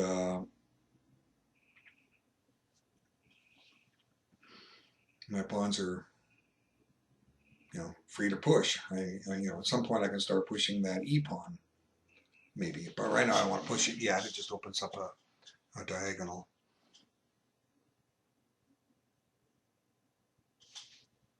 So the heat is on. The heat is on. Here I come. Here I come. Figure slight advantage black.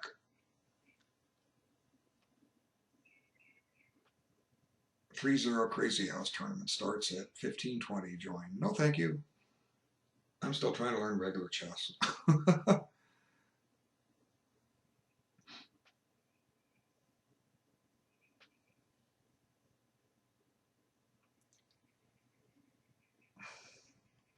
So he's shown what he could do. It cost me a pawn for me to see what he could do, and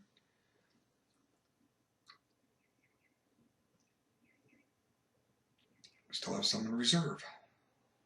So if I win, I didn't win perfectly, but hey, that's okay. You see what you did wrong and try and fix it next time.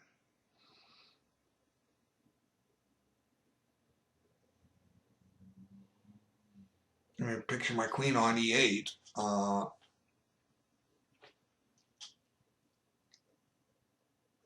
course, his king, bring his king over to try to blockade. I still got drawing chances here. I messed it up. But, oh well. So I'm glad I had my queen on F2, huh? Wherever it was, so she could come back to interpose.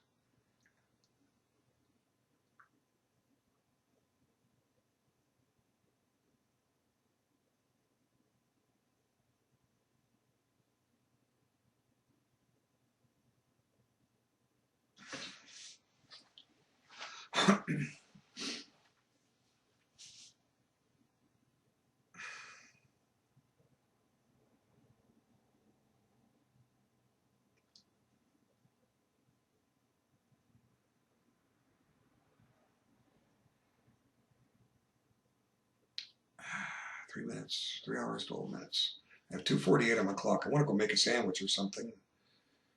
If I do that, I'll lose on time. You've disconnected?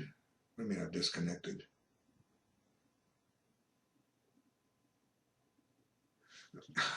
I did not disconnect. If you disconnected, your game will auto resign and oh well. I have Skype. Am I disconnected there? No, I'm on. Strange. Well, his clock is still ticking. Yeah, they have an auto resign function at chess.com, I guess. If I lose connection in a cycle and playing 20 games, I'm going to lose them all. Kaboom.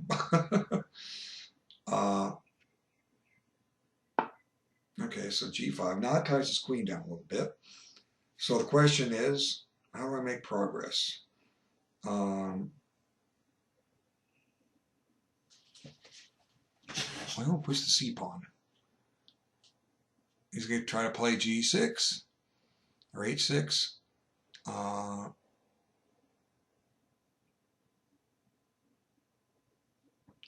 Let's see.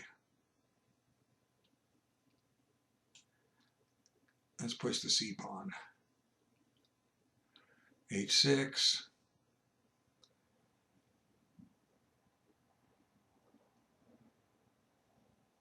He takes. Oh, this is going to get tricky. What are we down to? 2 minutes. H6, pawn takes, check, king up, queen check, king takes, he makes a queen. Yikes.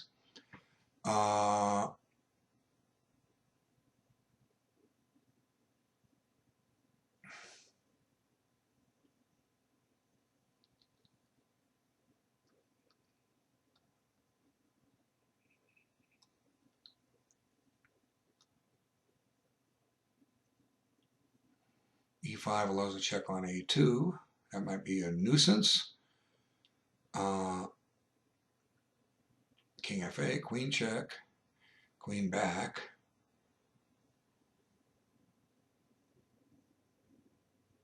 E5 gives my queen some more flexibility. Watch out my time. E6, E5,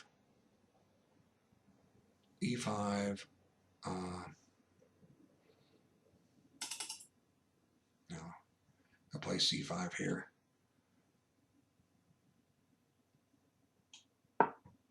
Play defense. Maybe I should have played queen E8, but I don't know, that frees his queen.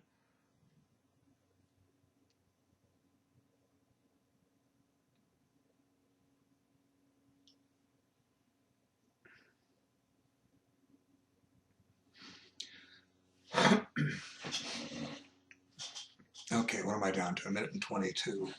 He's down to 6:48, so it's definitely a nail biter on the clock. Okay, there it comes. I think I need to take. Take.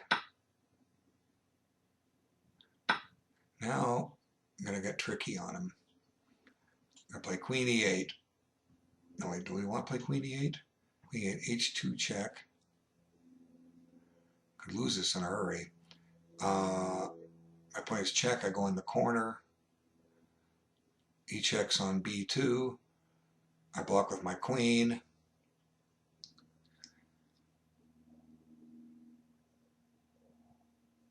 I play B4 here, keep my pawn safe. B4. Okay. Maybe I'll lose this game. Okay, I've certainly taken away my checks. But, you know, if I lose, so what? What's the big deal, huh? How do you learn something unless you play a longer game? So you know, on the check, I have to go to, and I'm covering D4 and C3 from checks. So, you know, the idea is to block with the queen on G7. H7 check, king H8, queen B2 check, queen G7, and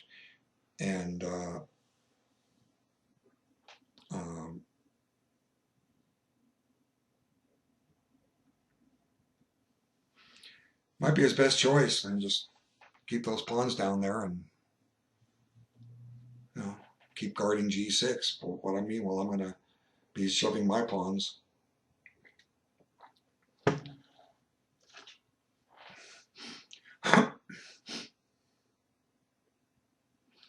Okay, so I got those pawns going. Remember when I had a pawn here and I had a pawn here? Well, now I got them up a little bit.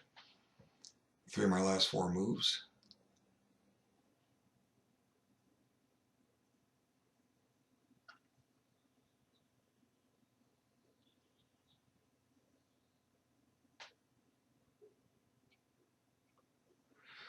Only sad thing is I'm out of checks here.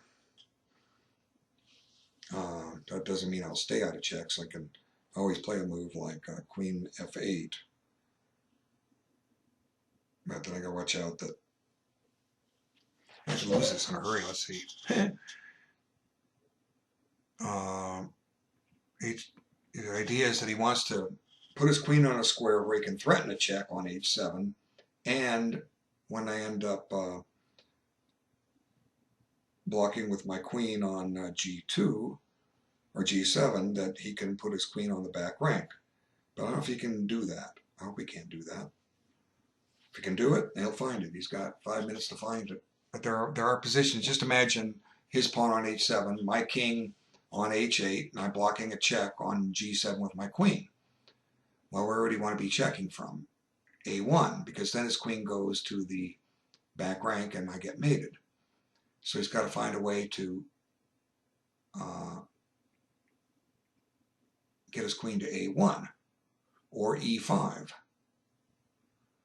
And here I am without any checks. So if he plays queen e1, he's not threatening any back rank checks. I need to get my queen on that diagonal. f6. Crazy stuff, huh? We're down to 4.5 minutes for him and 1 minute and 43 for me.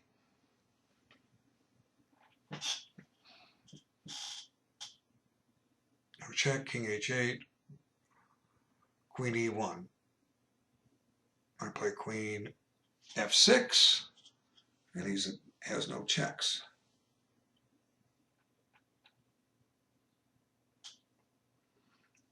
Wow, long video, huh? 3 hours and 20 minutes. I've had longer simuls before.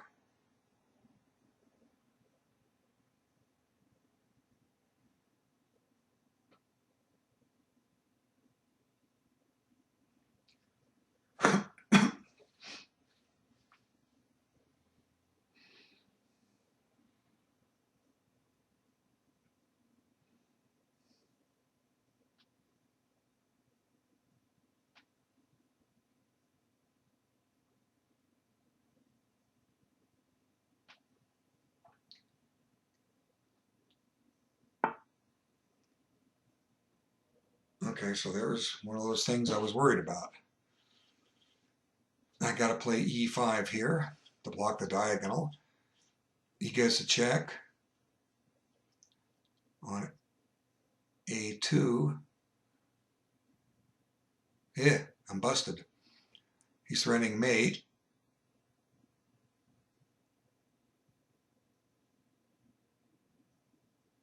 Yeah, I'm losing. Okay, check. He checks on a2.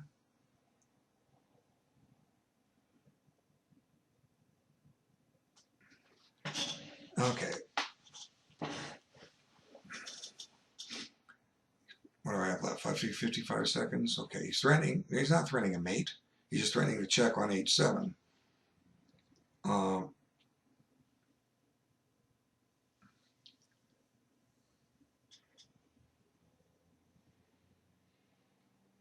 So queen e5, queen checks.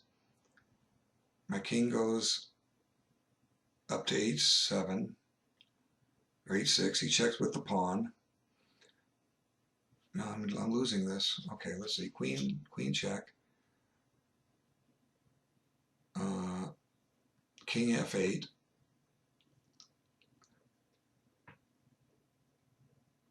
Queen check. Queen back. Queen takes. King takes.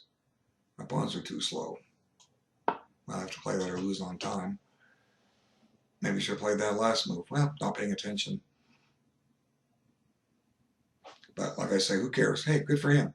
He found a way. He toughened up. That's what I'm trying to do. He's my student.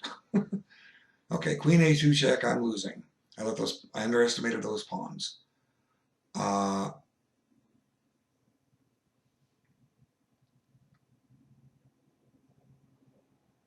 Queen a2 check. King in the corner. g7 check is fatal. Okay, now king f8. H7. Maybe I have a chance now. Let's see, King F8, or am I missing something? King F8 is obviously forced, or I could have gone to G8. I played too quick. No, I couldn't. Okay. I just played too quick. Okay, now I can't go up. Yeah, it's all over. All over. I messed it up. I got the pass pawns. He's got there quicker. Queen is coming. Let's see. King. He's queening with check. So my chance for perpetual are slim and none. Shoot. Oh well. Now it's either resign or it's resignable. He just trades queens, and that's it. So thanks very much for the game. Where do I find the resign button? Right here. Thanks so much. I gotta run. And thanks for watching. If you hung on for all 3 hours and 24 minutes, white one. I don't care about computers.